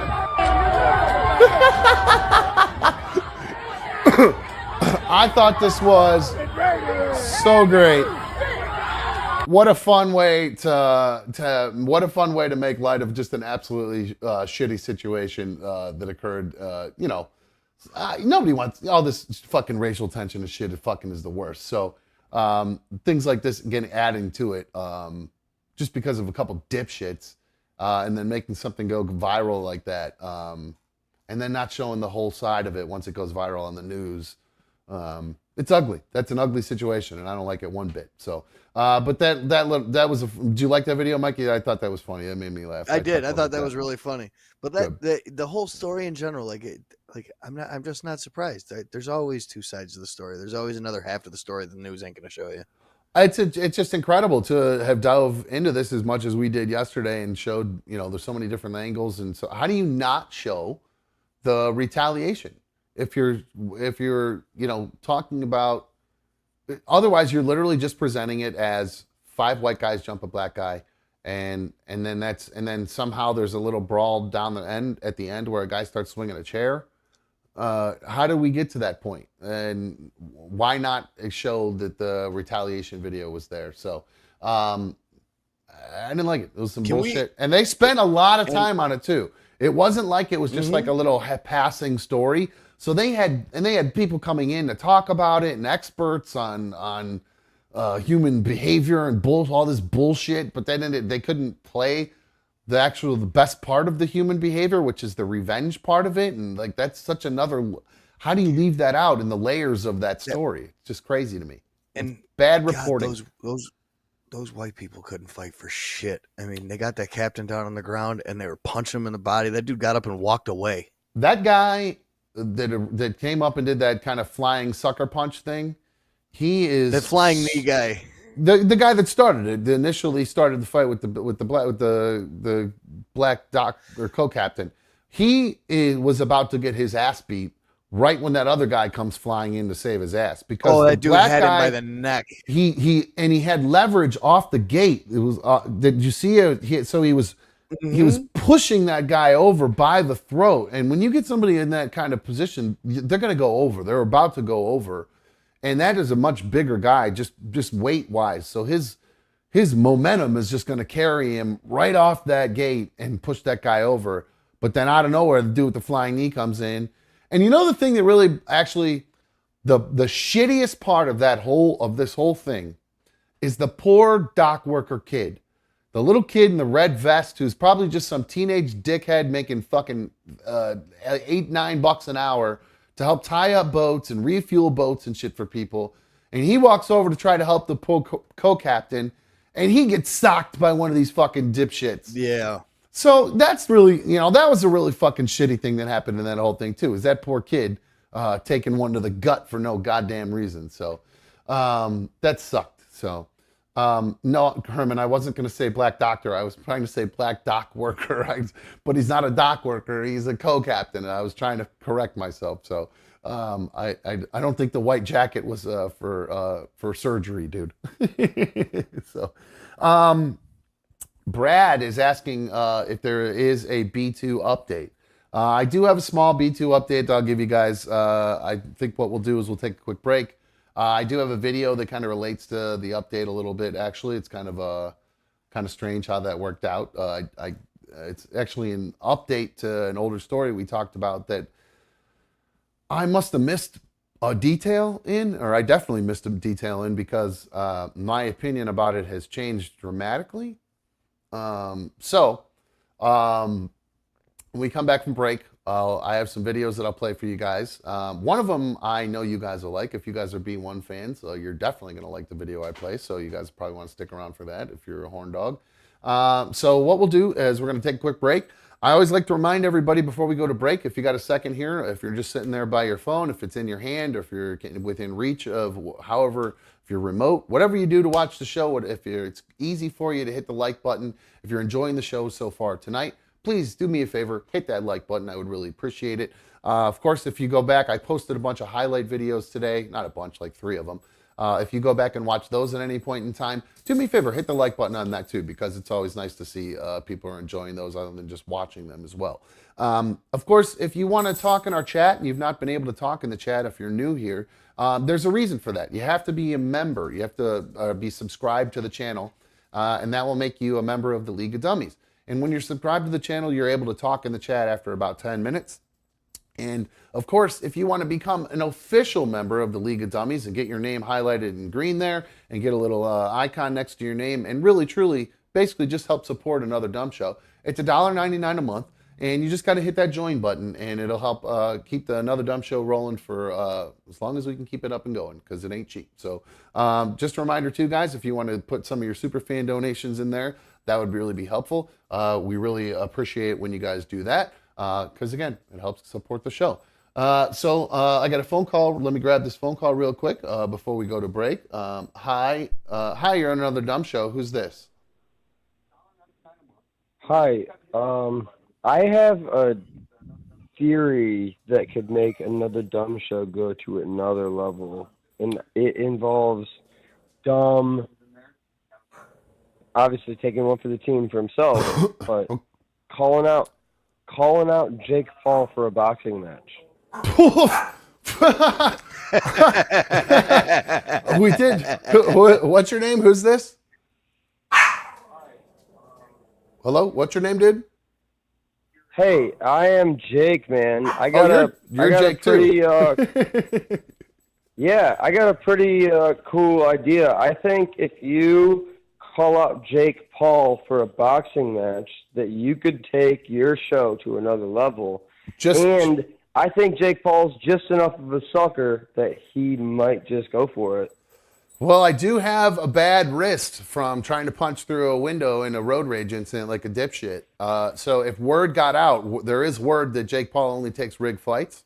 So maybe if he found out. There you go. Dude, you don't have to win it. You don't have to win it, but it would put your podcast on a freaking map where you'd have thousands of viewers versus 42.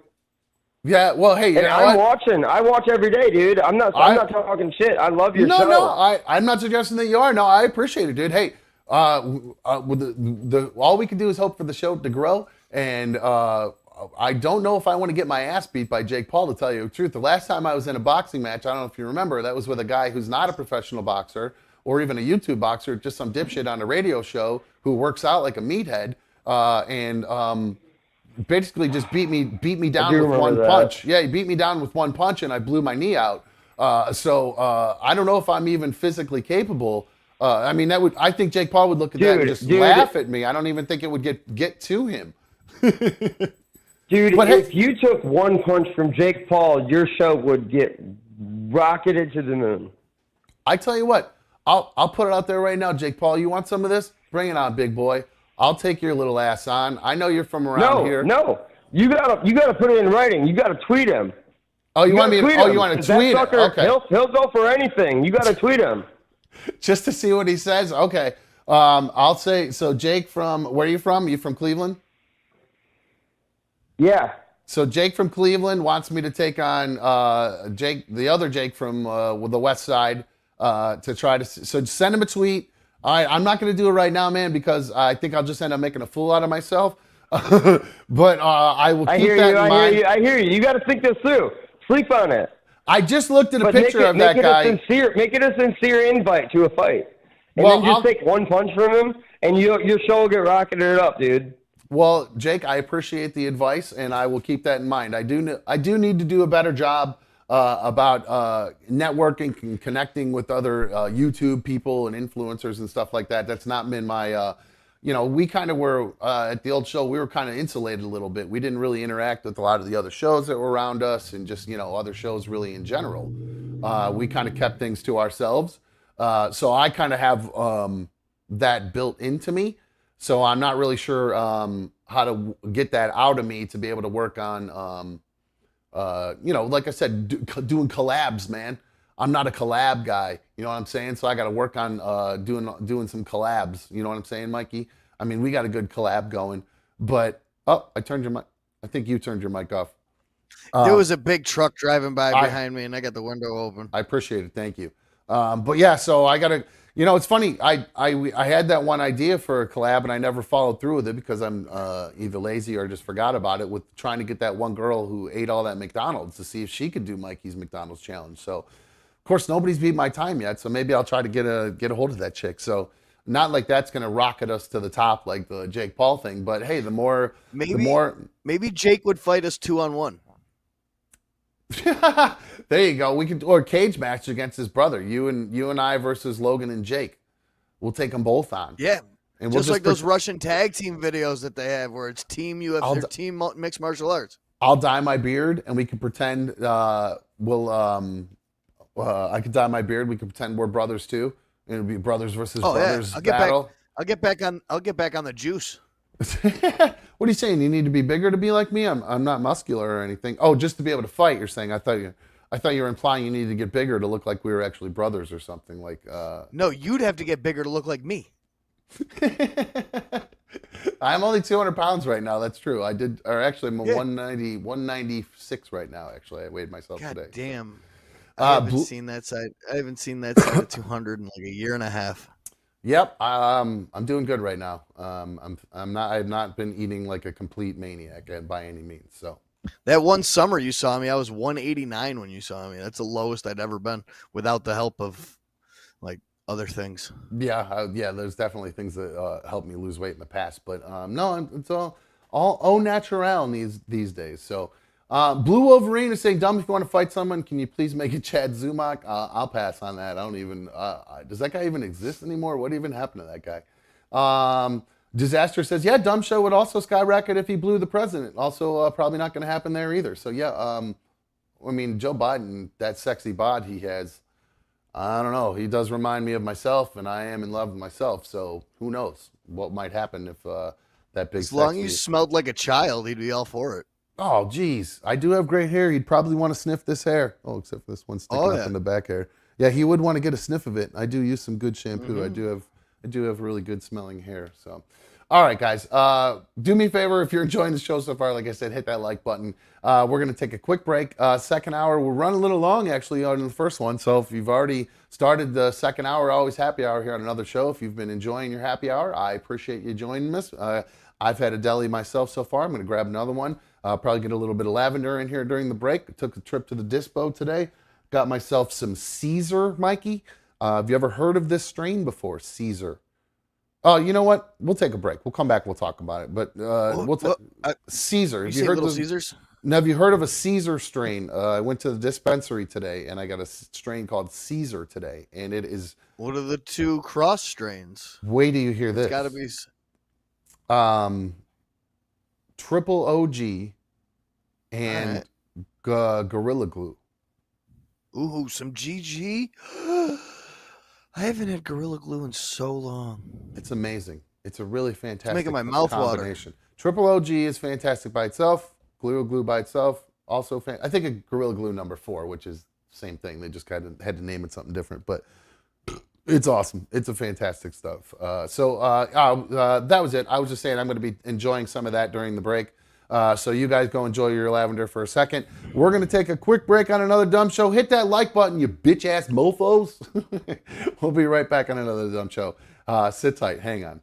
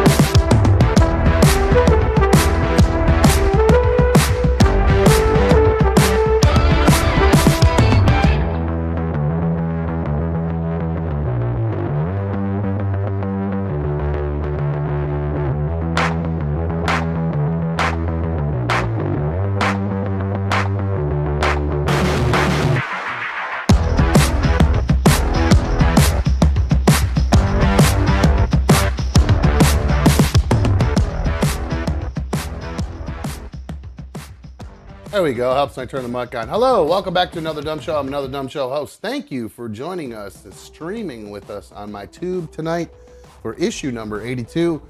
You guys know how much I love having you stream on my tube. It feels so good having you guys here. I was checking in the chat during the break. Blue Wolverine is asking if I have decided on additional incentives for members, and also please update the member emotes we can use with some custom ones.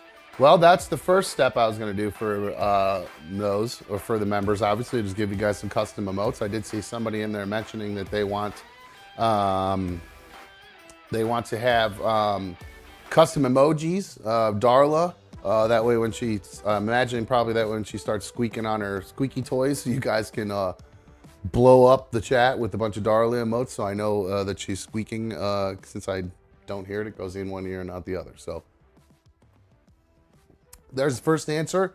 Blue Wolverine. Still trying to come up with some other ideas for members. Obviously, members, I believe, will probably going to get preferential stuff when it comes to meetups, when it comes to merch, when we get around to that. But guys, I'm going to be honest with you. After everything that happened on the first go-round, I decided that I would like to just focus on doing the show for a while. And then once we cross that bridge of other things that are going on as far as meetups and chat, adding things for league members and all that kind of stuff, that would kind of come as we keep the show moving along. You know what I'm saying? And I understand you're going to say the more members, the more blah, blah, blah, blah. The more incentives, the more members. I understand. Trust me, I'm aware of all of these things, Blue Wolverine. So I do appreciate the push. It is really going to, it's all there. Trust me, it's all in my head. I'm working on it, not just sitting around smoking weed all day, even though I did go to the dispensary. I did on Sunday, though. Super Stone Sunday, Mikey. I got some, an RSO syringe, and I slipped, I got a little syringe of some oil, and I was putting that on the inside of distillate. Yeah, on the inside of my bleezies. So I was rolling those up, like basically kind of creating my own moon rocks without the keef, just like basically like a bunch of, I just saw it at the dispos now. They're selling this new thing where they'll sell pre-ground flour with like batter or resin and stuff mixed right into it. It's like cookie dough bags. Never seen that before. That's new for me. I've never seen that before. So that's pretty neat. It's I didn't want to do it because I like the routine of breaking up my own shit, I think. And I feel like half it's going to stick to the bag. But that was kind of a cool thing to see. I don't ever like buying shake or anything like that from dispensaries. It's got none of the good keef or anything like that. Everything falls down to the keef catch. Then they sell the keef separately if you want to buy that. Yeah, well, they sell the ground stuff. Yeah, I think it kind of like, it throws me off too when they do the ground stuff. So yeah, I stay away from I that. just picture it being the bottom of giant, like 10-pound bags, and then they're just grabbing all the shake from the bottom and just throwing it in there. That's shit I don't want. Yeah, I agree. But so that's why I didn't get it today. Same, exactly for all the reasons you just described. Now, I did mention I do have a B1 update that I'll get to here in a little bit with the video that you guys, I'm sure, will enjoy. But quick updates. You guys know how much I love Megan Thee Stallion. She's the best. She's one of my favorite celebrities.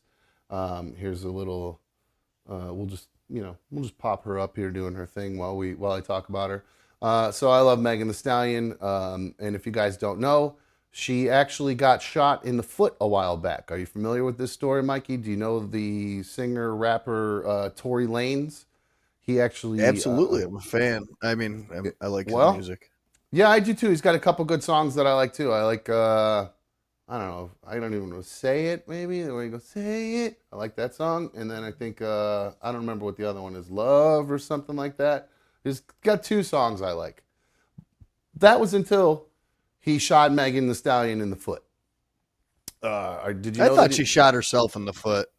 No, she got out of the car.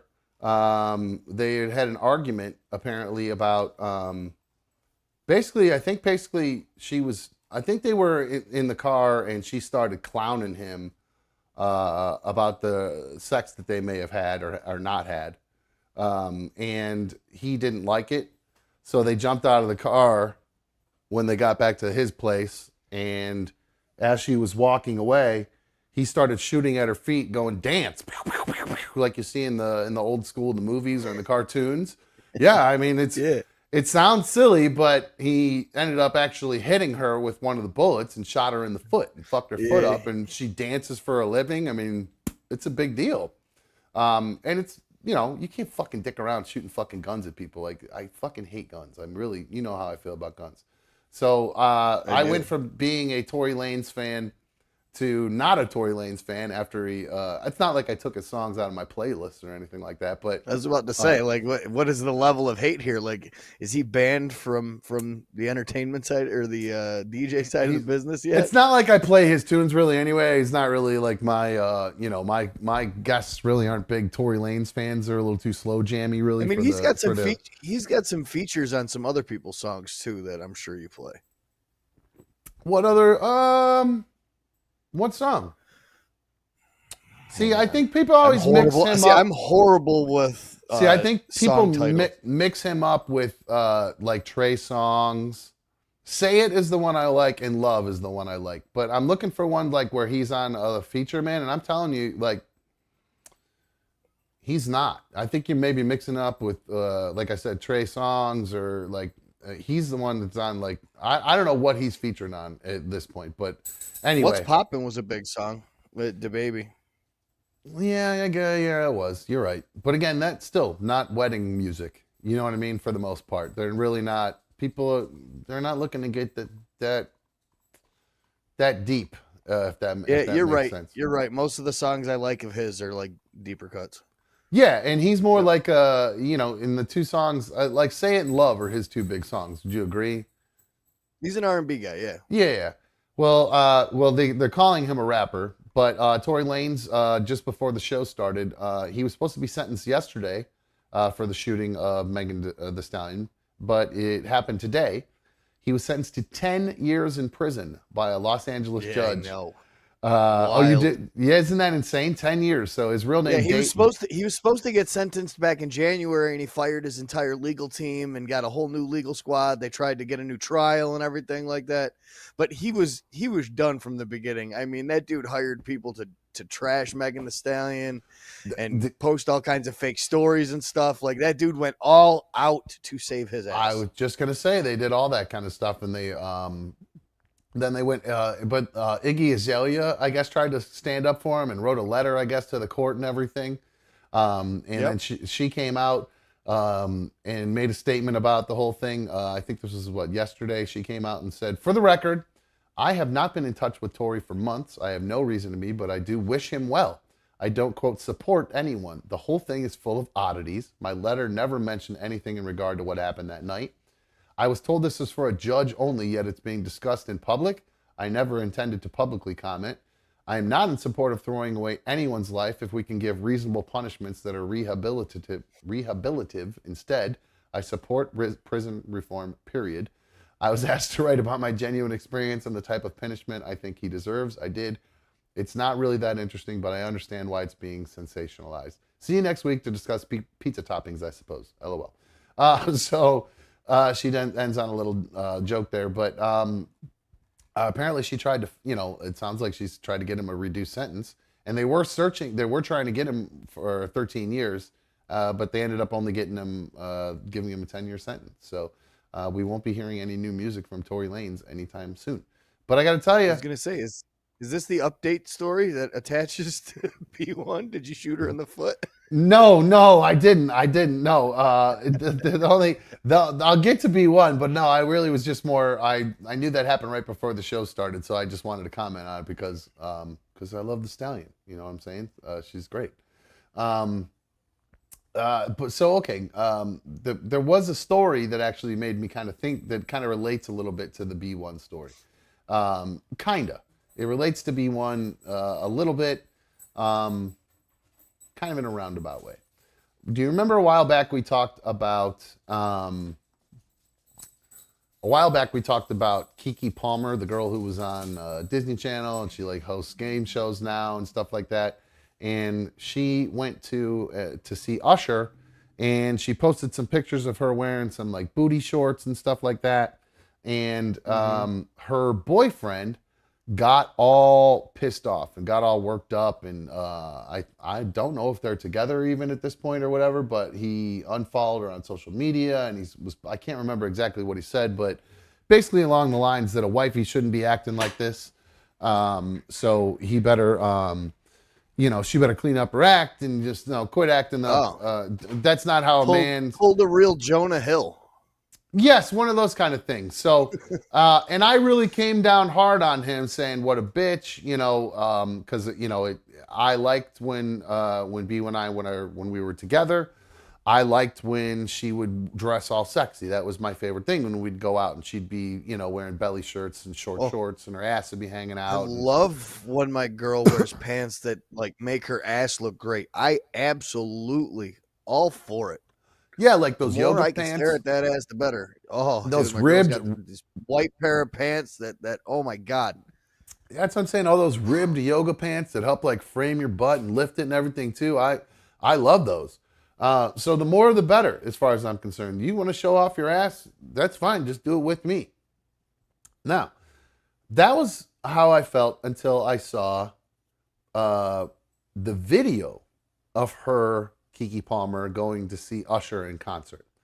Because now, have you seen this video? Because she gets pulled up on stage with Usher.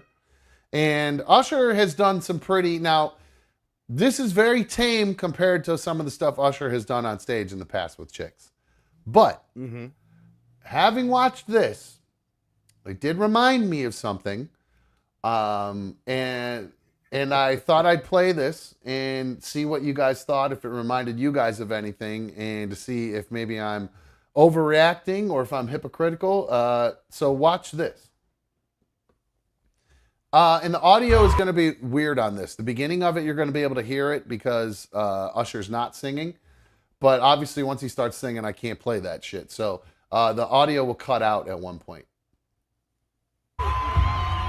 So that's Keke Palmer at the concert with Usher. Oh, nice big hug. Holding on to that hug for a long time. Look at this. Got her hip all up in him. He's got his arm around her and the small of her back, pulling her close. She's grooving, grinding, singing along with him, all up in it. And then she realizes I'm close, so she backs off a little bit, and then he pulls her a little bit closer.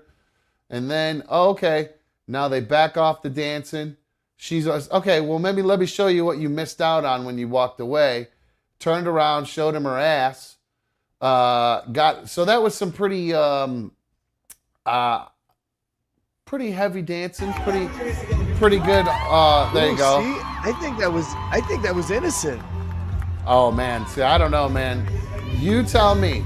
Now I watched this, and maybe I am a hypocrite, but I see some of this right in here is where I'm not liking it. A little bit of the eye contact right there. Pulling close. Yeah, that all looked innocent. It wasn't very long eye contact. He's got to sell it a little bit for entertainment purposes. I don't know, man. There's nothing that she's doing that's telling me that she's throwing herself at him. She's all throwing her head back like she can't get enough of it. I don't know, man. I'm not really... it made me kind of change my opinion on the whole thing before. where Well, you have a her different boyfriend experience. got all worked up. Yeah, her boyfriend got all upset about it. But then I thought to myself, am I a hypocrite? Because I do remember seeming to have somebody's back at a certain festival when they jumped up on stage and did a little bit of dancing with Vanilla Ice. So that's B1 at RoverFest, I think 2014, 2014. I actually don't remember. 2013. No, it's probably 2012 actually. She ends up going up on stage. Vanilla Ice was performing. That's one of his clowns back going in and out of the scene. I think this was during the Ninja Turtles song or some shit like that. I don't know. I can't keep up with Vanilla Ice's songs other than Ice Ice Baby. Now, this video looks pretty tame. You notice that she's just by herself up on a what's it called? I don't know, some sort of platform or whatever the hell you call it. Yeah. But there was a picture. Oh, see, now that's a little much right there. I don't know if I remember that part right there. That was a little much. But there was a part in there where, if you remember, she got all up on Vanilla Ice. And now I kind of don't remember this very much for some reason. This part of it, maybe I'm just having revisionist history. I'm not really sure. But people at the time, I remember yelling to her not to take her top off because eventually those shorts came off and she was just down to the bra and the panties there. So I remember yelling, "Don't take your top off," because she had not done the contest yet, and I was worried that she was going to get kicked out of the contest because you can't get naked. So I was worried that she would get kicked out of the whole festival and she wouldn't be able to do the contest. But people were giving me a really hard time, kind of calling me a cuck, basically, back in the day, because I said that I was totally okay with her being up there next to Vanilla Ice doing this. Now, if you look at the picture, you'll notice what is not touching him. It's her ass isn't on him because her hand is in between it, and she's just got a shoulder kind of leaning on him. So that's kind of what the majority of the dancing was, and there wasn't a lot of hip grinding up against Vanilla Ice or anything like that, much unlike one Keke Palmer. So I think that's where the difference is, and I know I sound like a little bit of a hypocrite, but that's just kind of how I felt about it in watching it, to tell you the truth. So here's another picture from that day, if you don't remember that day. Those pictures and that video brings back so many memories from that day. Yep, that was a good day. That was a lot of fun. That was one of the more fun RoverFests for sure. That's the day that the girl I went was in the calendar contest, contestant number 22. Oh, well, there you go. I'll be damned. I didn't realize and that. She got knocked out. She got knocked out by the security guard, and we got golf carted home. I actually don't remember that. I think I was a little preoccupied with this. To be honest with you, yes, this was her on stage. So yeah, I was a little preoccupied with that. And people will say to me, "Dom, why do you put up with B1?" Well, guys, that'll give you a little bit of an idea why I put up with her. Not only that, she's a great person, and we enjoy each other's company. We really do. So I don't want to sound like just some creep who only is with somebody just because they're a hot piece of ass. But I'm not gonna lie, it certainly does not hurt, and it really helps. So here's another picture from that day. Some of the contestants, and there she is on the left there, kind of mixed in with that girl. She was hanging out with that girl with the red hair all day. They kept rubbing their boobs all on each other and stuff. That was getting me all worked up. That was pretty hot. They were teasing all the guys everywhere. God, I'm hoping one of the pictures you don't post doesn't have her in it. I don't know, and I'm be honest with you, Mike, I don't remember what she looks like, so I won't think I would be even able to tell you. But It's surprising you don't remember her. I was with her for a while, and me and her are the ones that gave you and another show member rides from Tipsy McStaggers down to Dragonfly. Mikey, think about how wasted I was in Rochester. I lived completely obliterated from the time we got there. I'm just remembering this right now, 10 years later. So yeah, come on, man. Rochester is a blur for me. I remember bits and pieces of going there. Just remember that it was a lot of fun. So here is one more picture from there. It's actually one where I don't know. She's apparently trying to put on a little bit of a show. She's holding the hoots together for everybody there. She's putting on a little bit of an extra show. It looks like all the girls are doing that. So he must have said, hold your boobs up or something like that. So God love Vanilla Ice for doing that. So, yeah, so I don't know if I'm a hypocrite, if I'm just a creep or a pervert or what. I'm not really sure. But I wasn't really too cool with the way that she was hugging up on him. And I think if back in the day, because she and I were still pretty fresh at that point in time, I don't think we'd even said that we love each other at that point, to tell you the truth.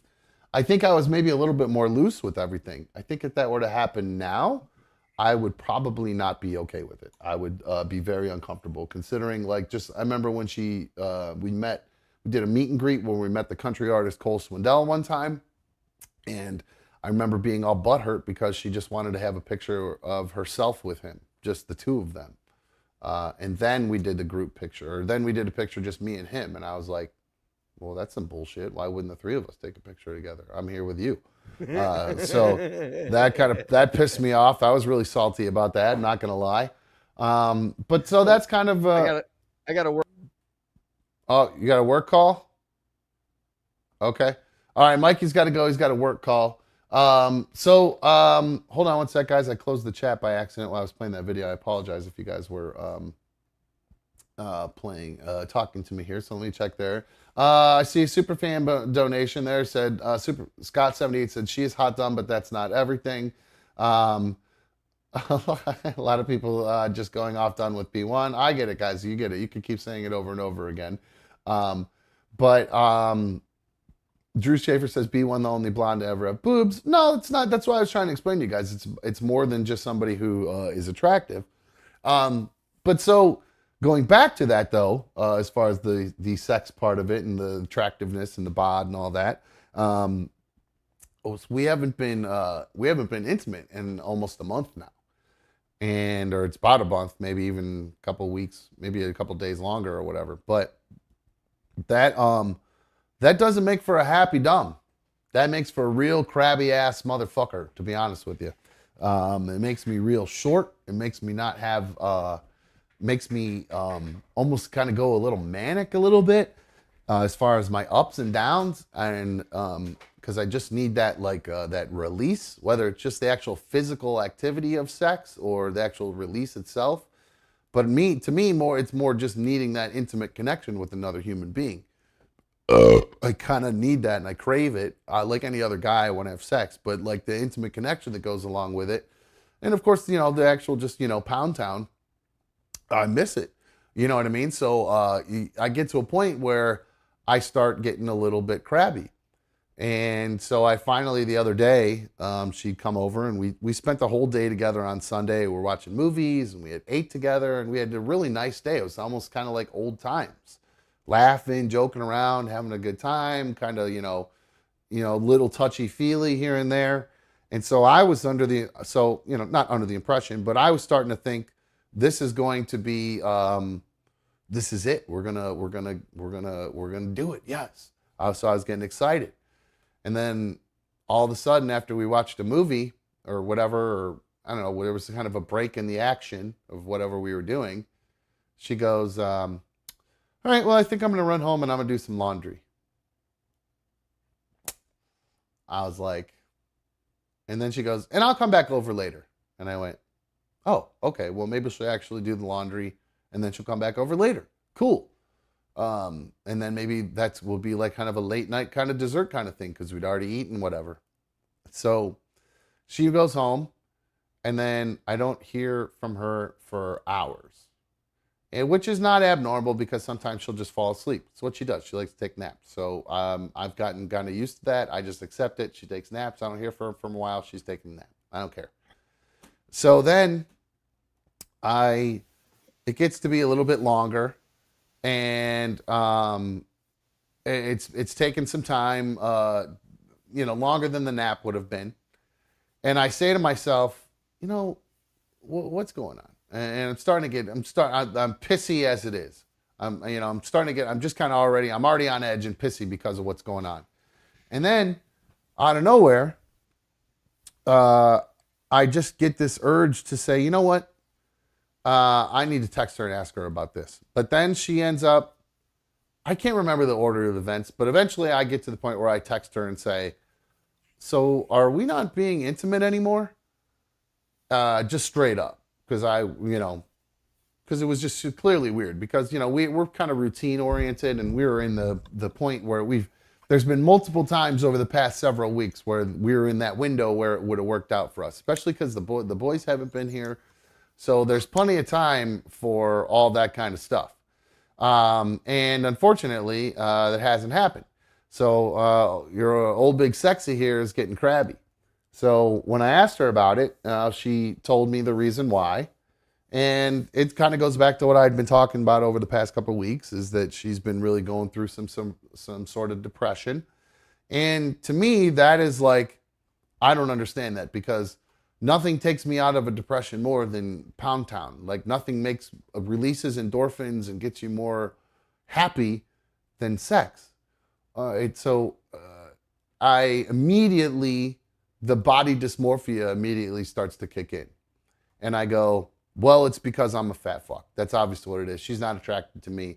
She's obviously found somebody else that she's attracted to more than me. And now she's just slowly kind of letting me go to where she's going to be attracted. She's got somebody else she's into. Not that she's talking to anyone or even banging someone else. There's just something else that's got her attention, and it isn't me. And I'm not sexy enough or attractive enough to make her attracted to me. That's where my brain goes immediately when these kind of things happen. Whether it's just, like I said, I got body dysmorphia because of the stupid WWE guys when I was a kid. And then it just goes into hyperdrive. I feel like the same way I felt when I was 300 pounds in high school and I was the shoulder that girls would cry on and I would never get anything in return. It just takes me back to that same feeling again, because I feel like I've been here for her a lot lately. Not meaning like financially or anything like that, just emotionally been here for her when she's been going through depression, stuff with her grandmother. I've been really trying to be here for her. Work problems, anything she's got going on, not feeling well, I've been here for her. And so it was kind of like, what else do I have to do to make you, and I understand I can't control somebody's, mental illnesses or depressions or anything like that. But it's frustrating. It's frustrating and made me mad, and it made me go nuts. Like I said, it makes my mania go into overdrive. I think I started going through who she follows on Instagram. And of course I found some buff ass dude with some ripped ass, muscular ass dude with abs, and fucking motherfuckers taking pictures like this, all fucking showing off his body and shit. And I'm like, I can't fucking compete with that. What the fuck am I supposed to do with that?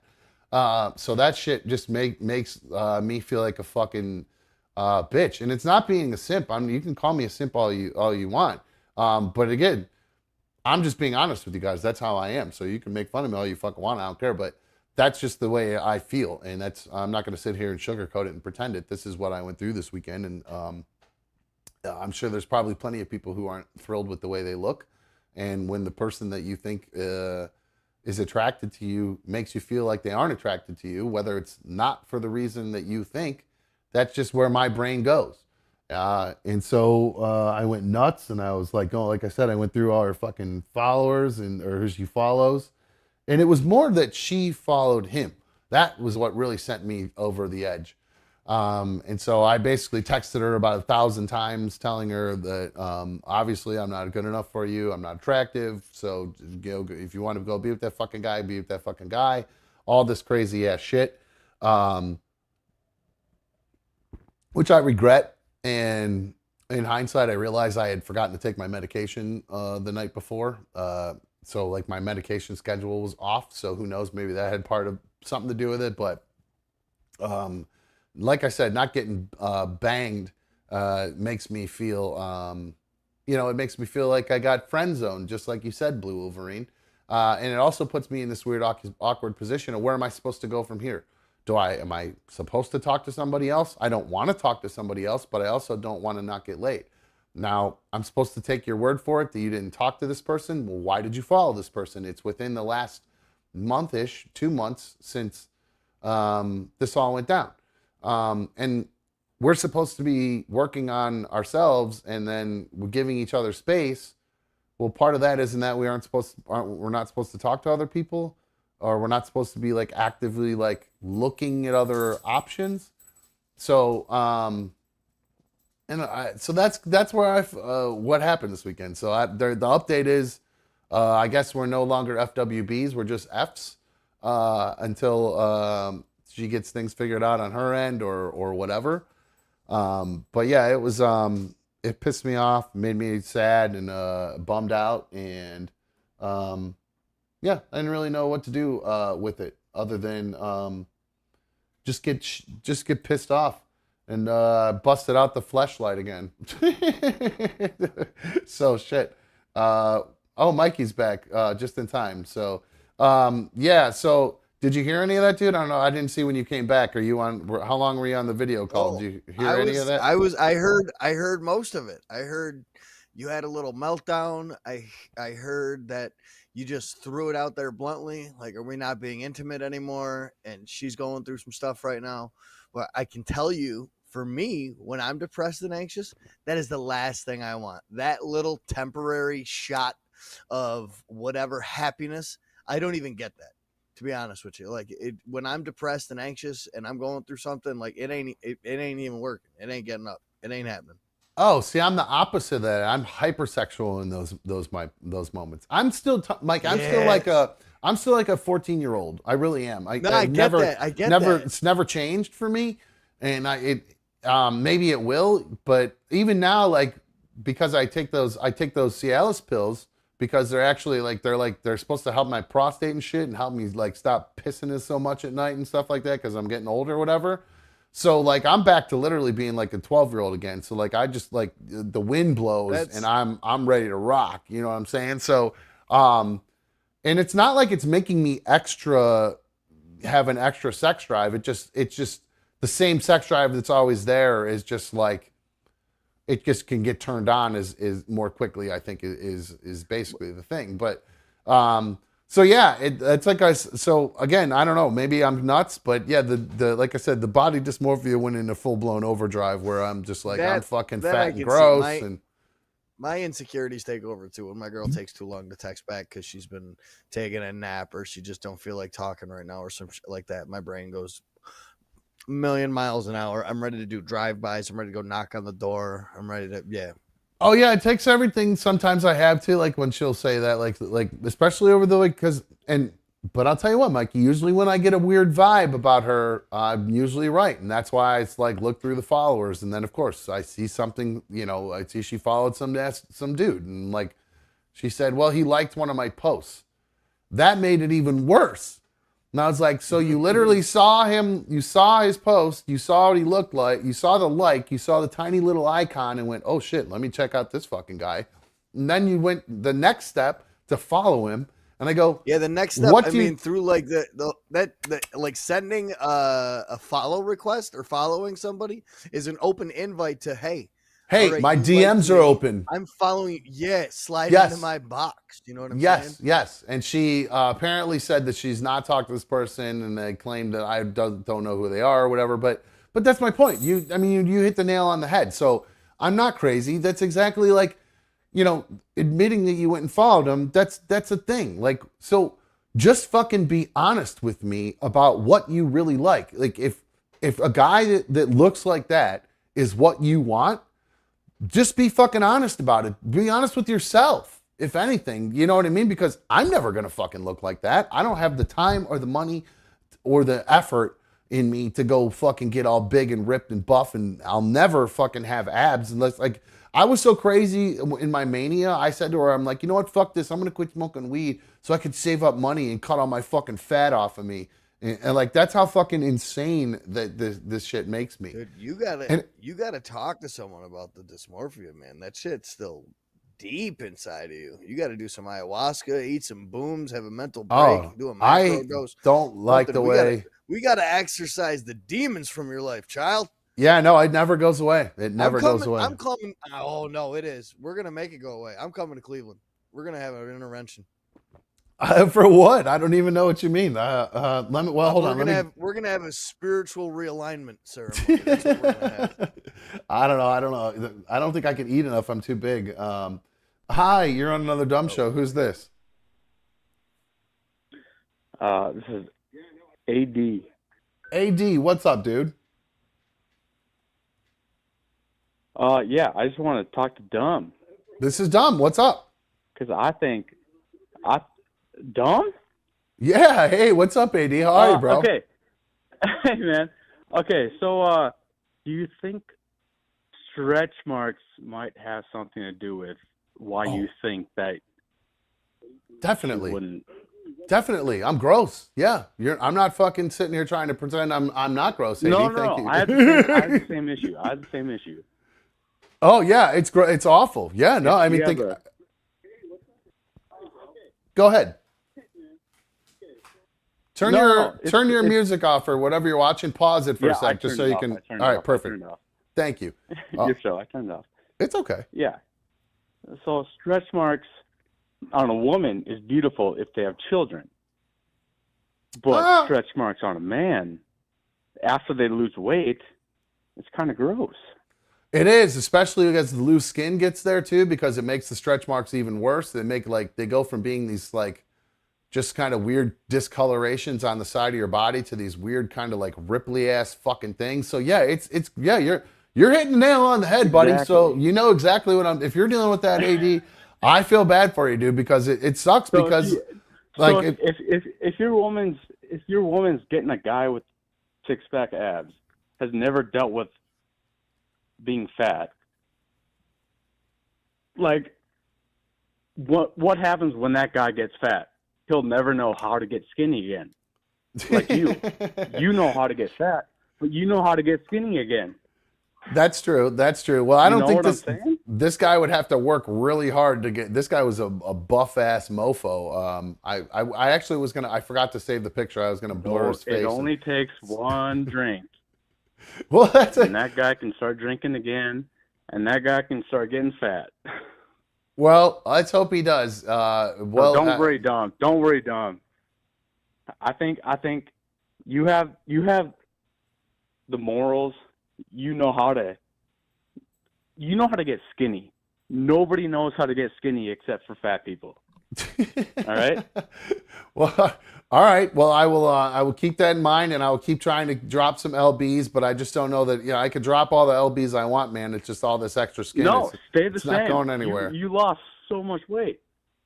Lost so much weight. Stay the same. I know. I mean, I don't think I'll ever. Football mentality.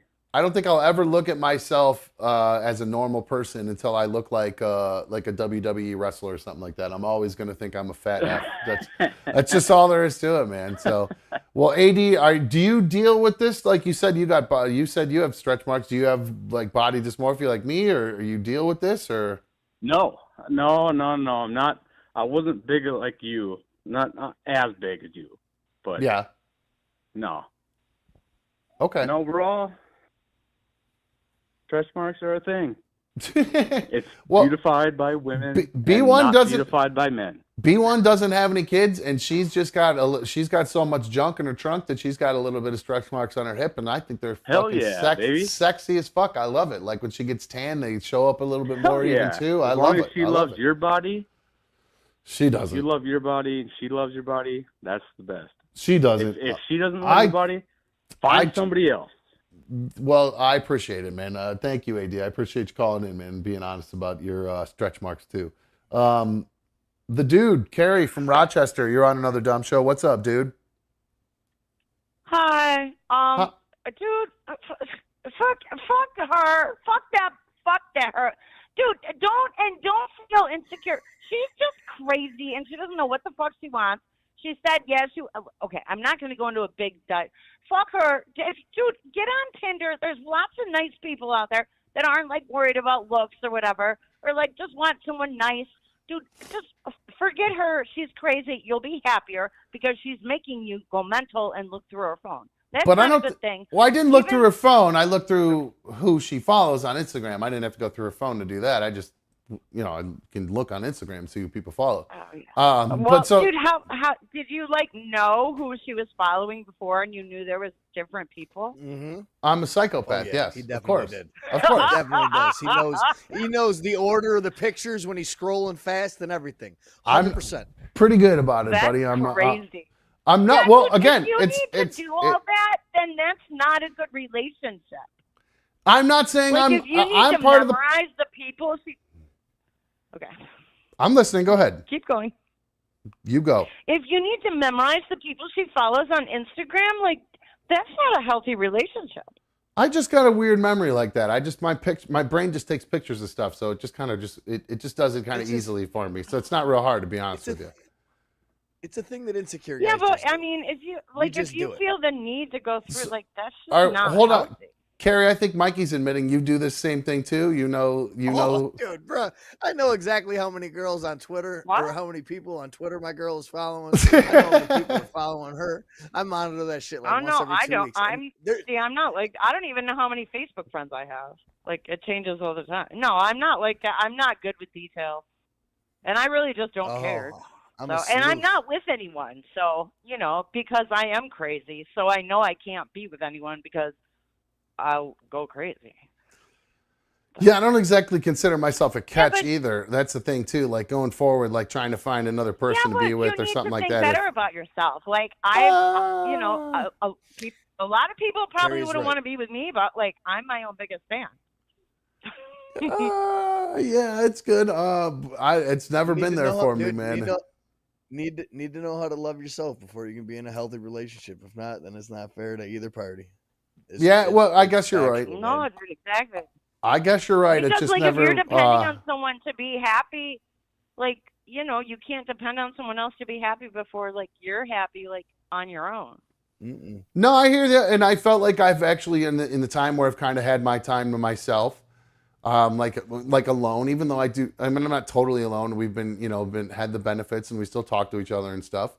I've done better I've gotten used, I guess, to being by myself a little bit more.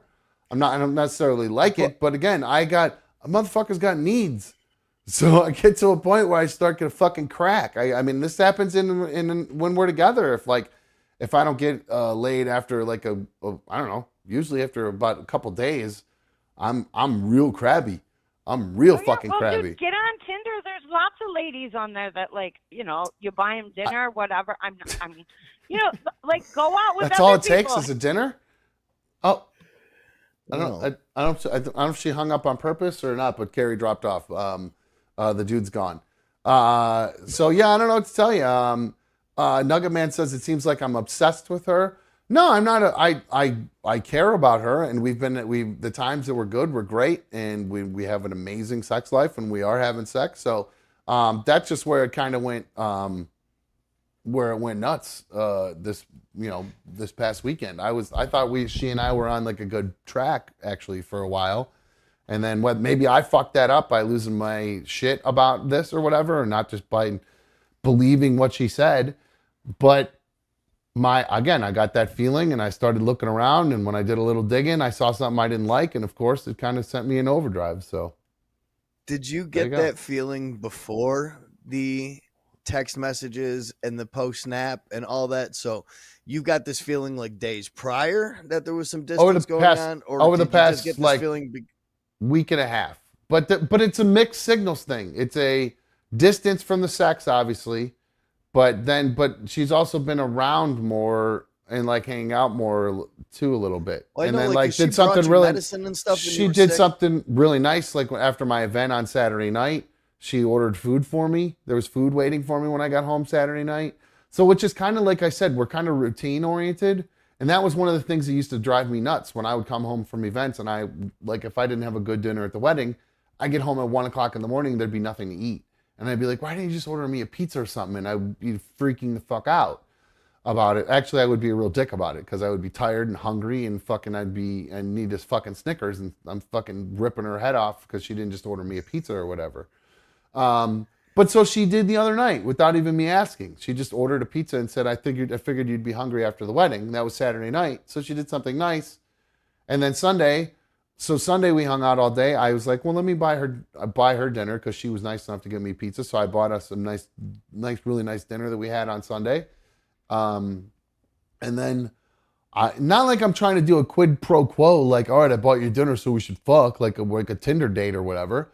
But like, that's kind of the routine. We'd watch TV, we'd eat, we'd watch some more TV. We're burning in between. Then it starts to get a little bit later. Then, one of us kind of starts to put the moves on the other one.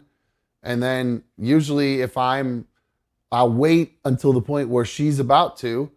And then usually if she does, obviously great. But if she doesn't, then I kind of start getting a little shitty. And then that's what happened the other night. As soon as she said she was going to go home and do her laundry, I was like, cool.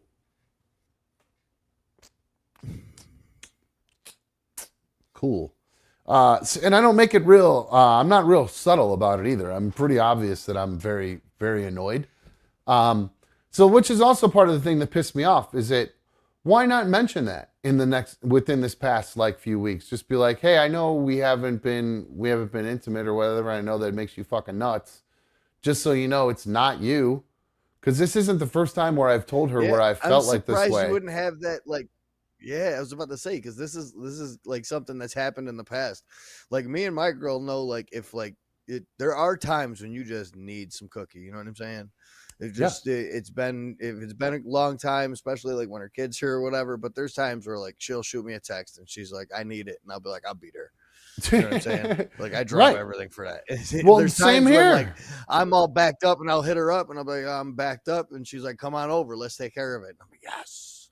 Yeah, not so much this time. That's why I kind of thought maybe when I kind of casually said, so we're not being intimate anymore, that would kind of jostle her into, oh, I forgot she also said that's right. She had texted that she woke up not feeling well. And now this is the third time, the third Sunday in a row or whatever that we had the opportunity where we could have done something where she was I woke up from my nap not feeling good. So it's just kind of kind of getting stalled. Yep. Just be honest. So that's the thing I can't stand. Be upfront with me. Just tell me, I ain't feeling it. I don't want it today. Either that or just explain, look, I'm going through something right now, so just understand it's not going to happen. Don't let me sit there just waiting on the edge of my seat. Is this going to happen? You know what I mean? That's such bullshit. Say I'm going through something. I'm probably not going to do anything for the next couple of days. It doesn't mean that I'm not attracted to you or that I don't want to be with you intimately or as a couple down the road, who knows, whatever. It just means that I'm going through something right now. Instead, I got nothing.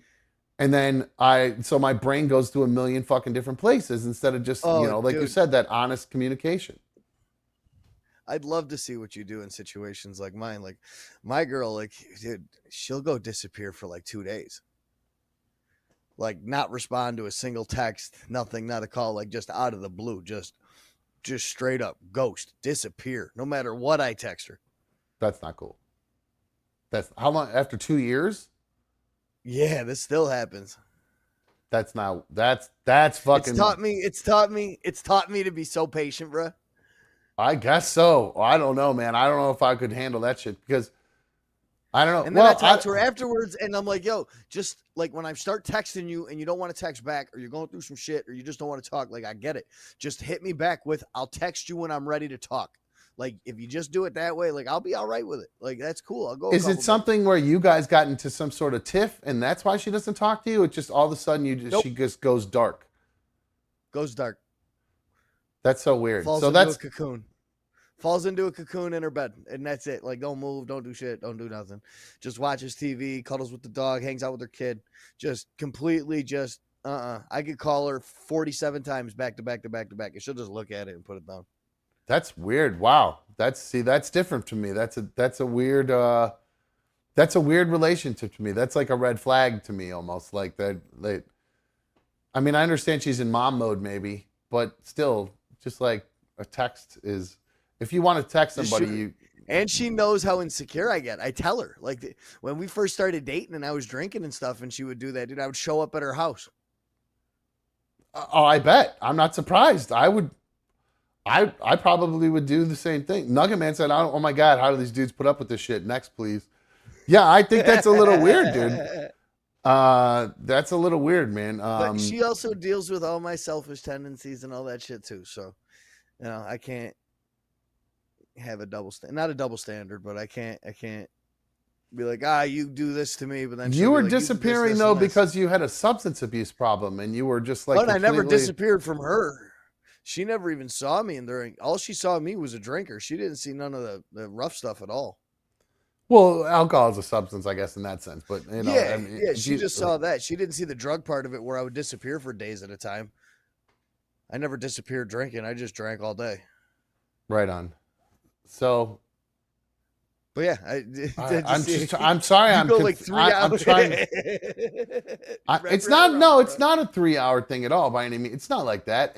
To me, that's just odd if you're in a relationship because because her and I, even like now, we wake up in the morning and like we'll still say good morning. You know what I mean? There ain't no good morning text. There ain't no good night text. Yeah, see, that's weird. We do all that like still. Unless we're having a fight, like we still do all that. Unless we're in like right now, I don't think we'd said it last night to each other. That first run of our relationship, dude, it got so toxic where we had to be around each other 24/7. And after like I went to rehab and focused on myself and what I needed to do, and she took a little bit of time for herself. Well, I think we're talking two different ends of the spectrum there. There's be together 24/7 and then disappear for 2 days. There's got to be something in the middle where you kind of meet. Like in that 2 day disappearing window, you're just at least like, hey, I'm going to go dark for a couple of days because I'm not feeling it or something. You know what I mean? She might not. It might not be like 2 days anymore. It might have gotten a little bit better. I think at some point within like the first 24 hours, she'll give me a tiny little like thumbs up emoji, or she'll like one of my messages, and I'm like, all right, she's alive. Like that's all I'm worried about. Okay. Well, sometimes I'll do that when I'm pissed at her. I get short with my replies and they get spaced out.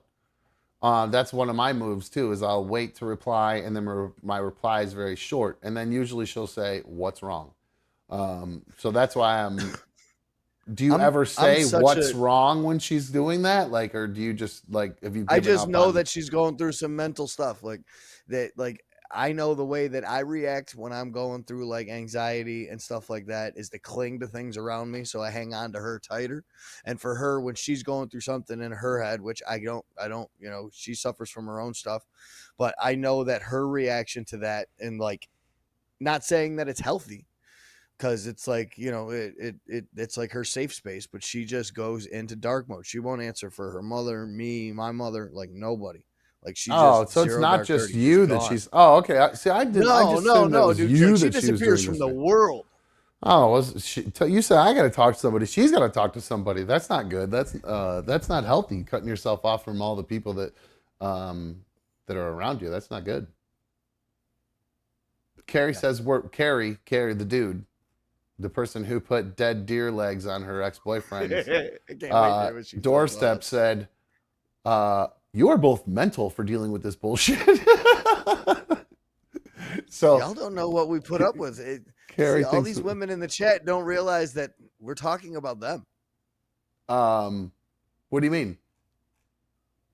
We're just talking about women. This isn't no different. We're both dealing with the same thing. I don't know. A lot of the guys in here are saying we're nuts. Like, yeah, Aerosweet. This is a perfect example. This is how B1 and I are too. My fiance texts me when she gets to her dad's house just so I know she made it safely. Disappearing for 2 days would have my head spinning. Totally. I'm totally with him, dude, because literally when she leaves here and goes to her house, which is not far from here at all. It's like we're talking hop, skip, and a jump. She literally texts me, made it. And I say, or I give her a smiley face or good stuff or whatever. I mean, almost every time. Like if she comes over here late and then leaves, not even almost every time, literally every time. And she's been gone for 3 minutes. We know where each other are though too. We also share location. Yeah, I didn't think about That's something that's been. I mean, we turned that on like during our first date when we were trying to meet at the same place, and it's something that just has never gotten turned off. Yeah, that got turned off when we were when I was being a piece of shit, and we had shared locations on, but I turned that off when I was seeing somebody else. So I didn't want my location to be known, obviously. And we've gotta leave your phone at home, bro. Well, I don't know. I'm not sneaky enough, I guess. I don't know. I'm just speaking from somebody I know that used to share locations. See, I don't know. I didn't even dawn on me to do that, because then what if like they come home early and your phone's there, or like what if there's an emergency and something happens and they're trying to get a hold of you like that? That's where my mind just goes in that. So I just like, well, I just figure it out and make up a reason why I turned it off or something. So yeah, no, it was a piece of shit thing to do, and I probably should. I'm willing to turn that back on too, if that's something that she wants to talk about, if that's something that is holding her back or anything like that. No, absolutely not. Not in a friend zone situation. Absolutely not. But what if that's one of the things that's stopping the potential to go get out of the friend zone, go back to the normalcy? If that's like a stipulation and not not a stipulation, just like a hey, I think I should do. It shouldn't be a roadblock either. No, it's more like me saying, look, I know this got turned off for shitty reasons. I want to turn it back on. Are you willing to do that? But then, I'm trying to give this person space, so I don't want it to be like, where are you at? Yeah, no, that's what I'm saying. Like, if you guys started dating again, then, I mean, maybe, but not until that even you turn that quarter. Gotcha. All right. Well, there you go, guys. There's your... Shark says, all these beautiful women out here, find a real woman that treats you right and you give them the same respect, guaranteed happiness. Well, I don't think a lot of times I did not give a lot of the same respect that she gave me, and then vice versa. She didn't give me the respect I was giving her, and maybe I would always hope that we could get to a point where we were both giving each other that same respect at the same time, and it doesn't always happen that way. So who knows?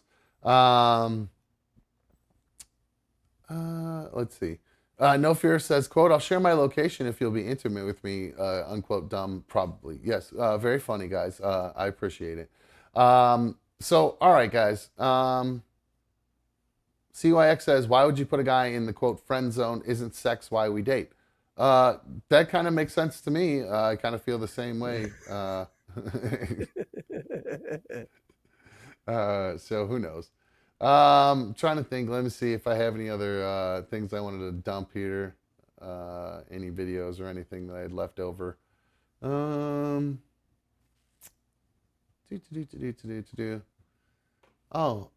I don't know. It might be an old video. I don't know. I don't think I'm gonna play that video. It's stupid. So yeah, no, that's it. All right, cool. I think we're gonna wrap things up for us this evening. Peeking at the chat one last time. Somebody said, I'm sorry we asked for a B1 update.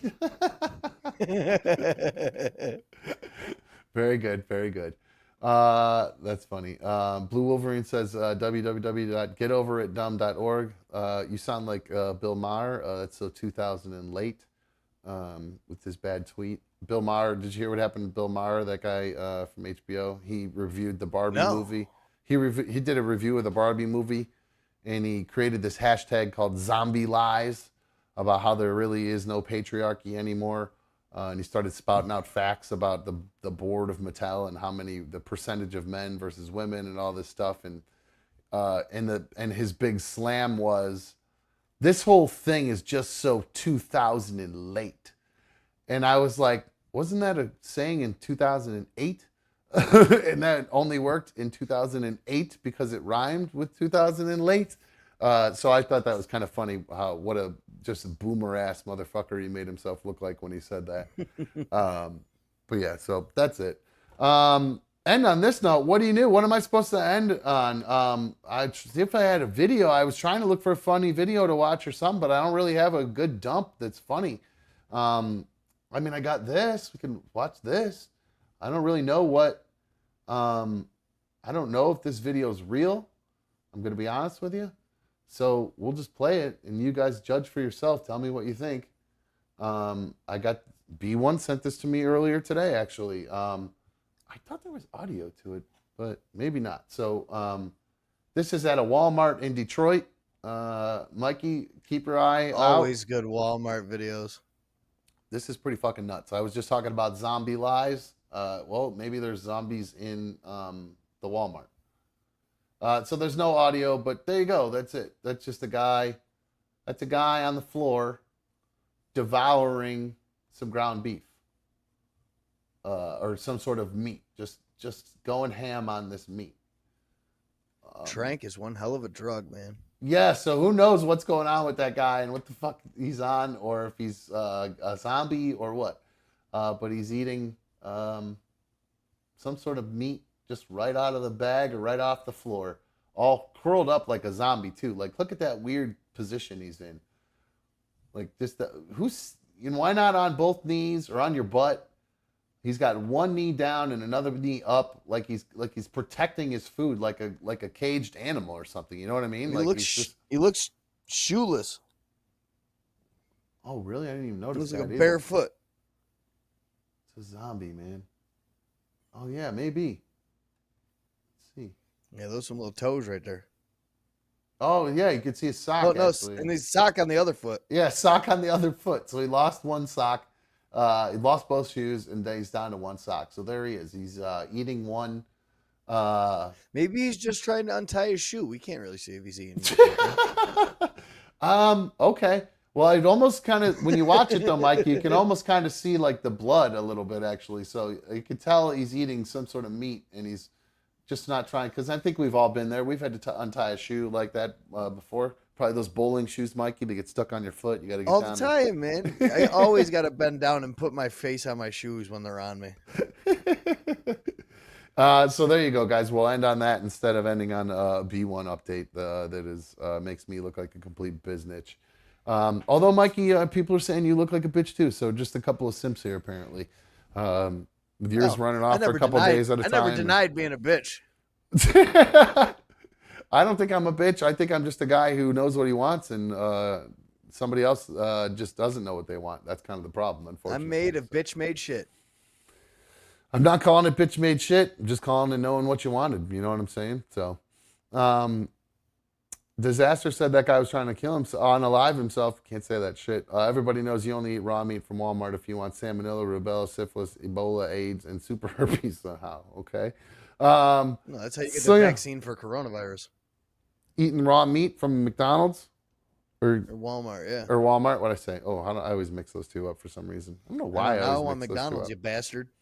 I got to figure out what I'm going to eat. People were in there asking what I'm going to do for my Uber Eats. I think I'm going to go with some wings tonight. I think I want some hot wings with a little bit of maybe some blue cheese and some ranch, a little bit of each. So, doesn't that sound good? No, not that ranch. Get that shit out of here. It's nice to have a little bit of both. I appreciate it, actually. A little bit of both. I'm just a blue cheese guy. I don't like ranch on anything anymore. I think I overdid ranch in my 20s, and now it tastes like nothing. This is the only time I ever have ranch is on hot or buffalo wings. That's it. The only time I will ever put ranch on blue cheese on anything. pizza and blue cheese on wings. No, I don't put ranch or blue cheese on pizza. I don't do any of that. And it's got to be that chunky blue cheese. Like, I need a chunk of cheese the size of an eyeball on there. One of them ones that makes my lips and my whole face go. That's gross. When I bite into it. Yeah, I think I'm doing wings. I had some leftover wings I tried to heat up, but they didn't heat up real well. They came out kind of rubbery. So I think I'm just gonna order some fresh ones. How do you reheat your wings? I did them in the oven. Microwave? No, in the oven. They just came out a little weird. I think because they'd been in there for like a day, so they just came out a little bit weird. I think and they had air fryer. They had a weird smell to. I don't have one of those. But yeah, they had like a weird smell to them. So I was like, dude, air fryer's a game changer for reheating stuff, man. That's what everybody says. I know. I don't have a ton of counter space here, so I don't want to add any more appliances to the counters, to tell you the truth. I keep that shit off the counter, and it's way too big to fit on the counter. So that's in a closet, like a room and a half away. But it's so worth going to get that bitch. Like, you can order extra fries from McDonald's to eat the next day. You just throw those things in the air fryer. They taste like they just came out of the fryer. McDonald's still. Really? I'll be damned. Yep. Okay. That's what I did the night of the McDonald's challenge. I threw all my stuff in the air fryer and reheated it all nice. And then you stalled me for another 15 minutes watching them videos. I don't know what you're talking about. I don't remember that happening. 21 minutes and 22 seconds I was stalled. I have something in my throat. I had a comment here that distracted me, Mike. He said it's from probably a troll. It says, has to be the most immature relationship of all time for a dude in his 40s. Absolutely goofy. Yeah, there's plenty of dudes in their 40s who have goofy relationships. I mean, give me a fucking break. Oh my God, is there ever? Come on. Give me You're a not in a fucking goofy break, relationship in your 40s. What the hell are you doing? I know. You know how many fucking single dads there are out there fucking dealing with fucking weird shit like this or whatever? I mean, come on. I think while mine might be a little bit unique and might be not unique, but mine's just publicized so people are aware of it. Nobody else hears about all this shit that people are doing. Nobody until airs somebody their snaps. freaky laundry like that. Yeah, no, until somebody snaps and like the girl cuts the guy's dick off and throws it in the woods or something. That's the only time you ever hear about when things start going crazy. So, the secret ADS mod is saying med check time for you and me. So we missed your 9 o'clock med check. Did you leave them at your house? I already got yelled at from the chat earlier when I was saying that I was back. I definitely forgot them at my house tonight. And last night too, I walked into the kitchen and I was just about to grab some ice cream and I was like, I should have my meds. I took my meds and I still couldn't fall asleep. I took some sleeping meds. I couldn't fall asleep. It just sucked. And now tonight I'm over here and I forgot my fucking meds.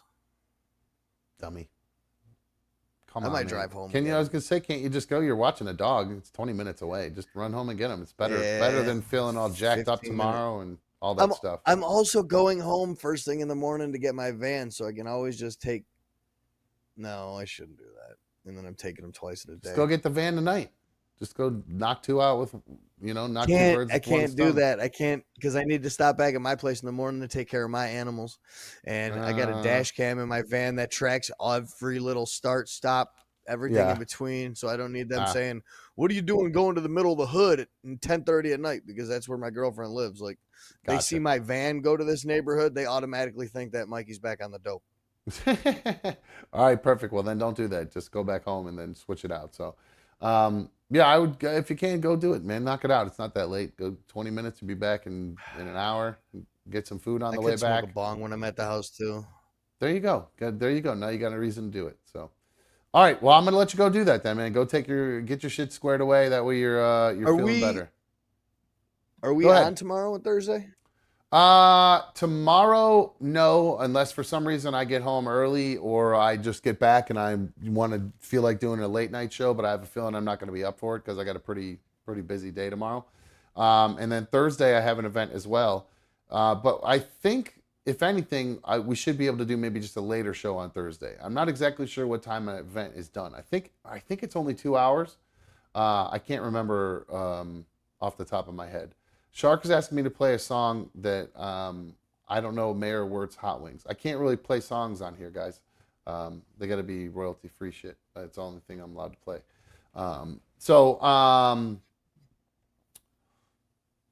Probably a troll says, yeah, tons of middle-aged dudes living this weird middle school lifestyle. What is middle school about it? This goes on in there are thousands of dudes like me that are in relationships where the girl isn't sure if she wants to commit and things kind of fall apart and then they come back together. Like do you watch television?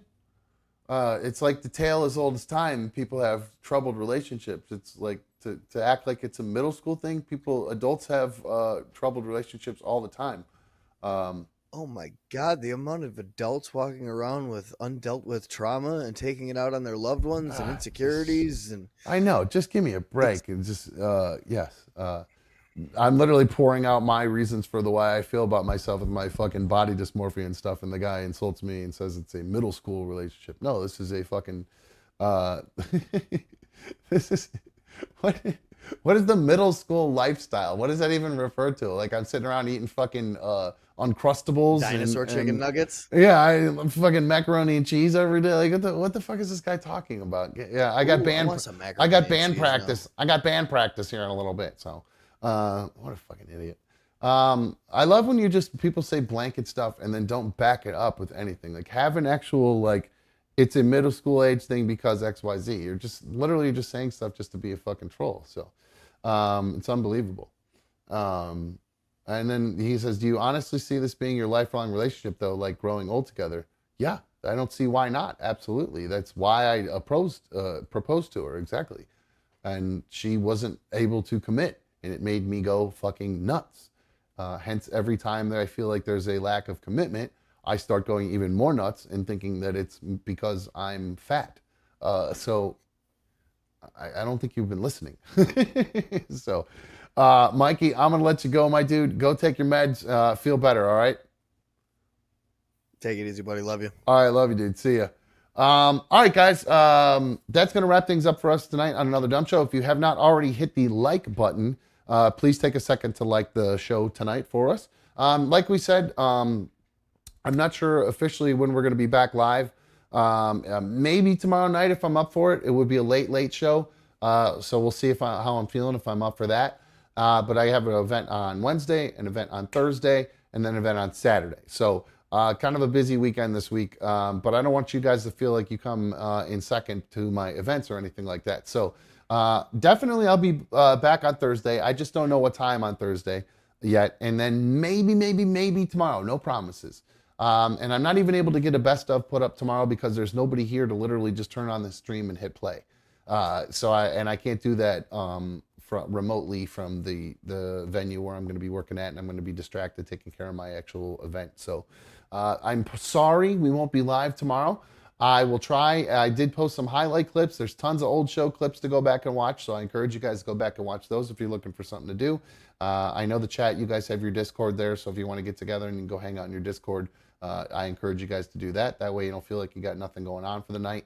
And then I'll be back Thursday and Friday, and we'll have some fun then. So thank you guys so much for streaming on the tube with me tonight. You guys know how much I appreciate that. Until tomorrow, maybe.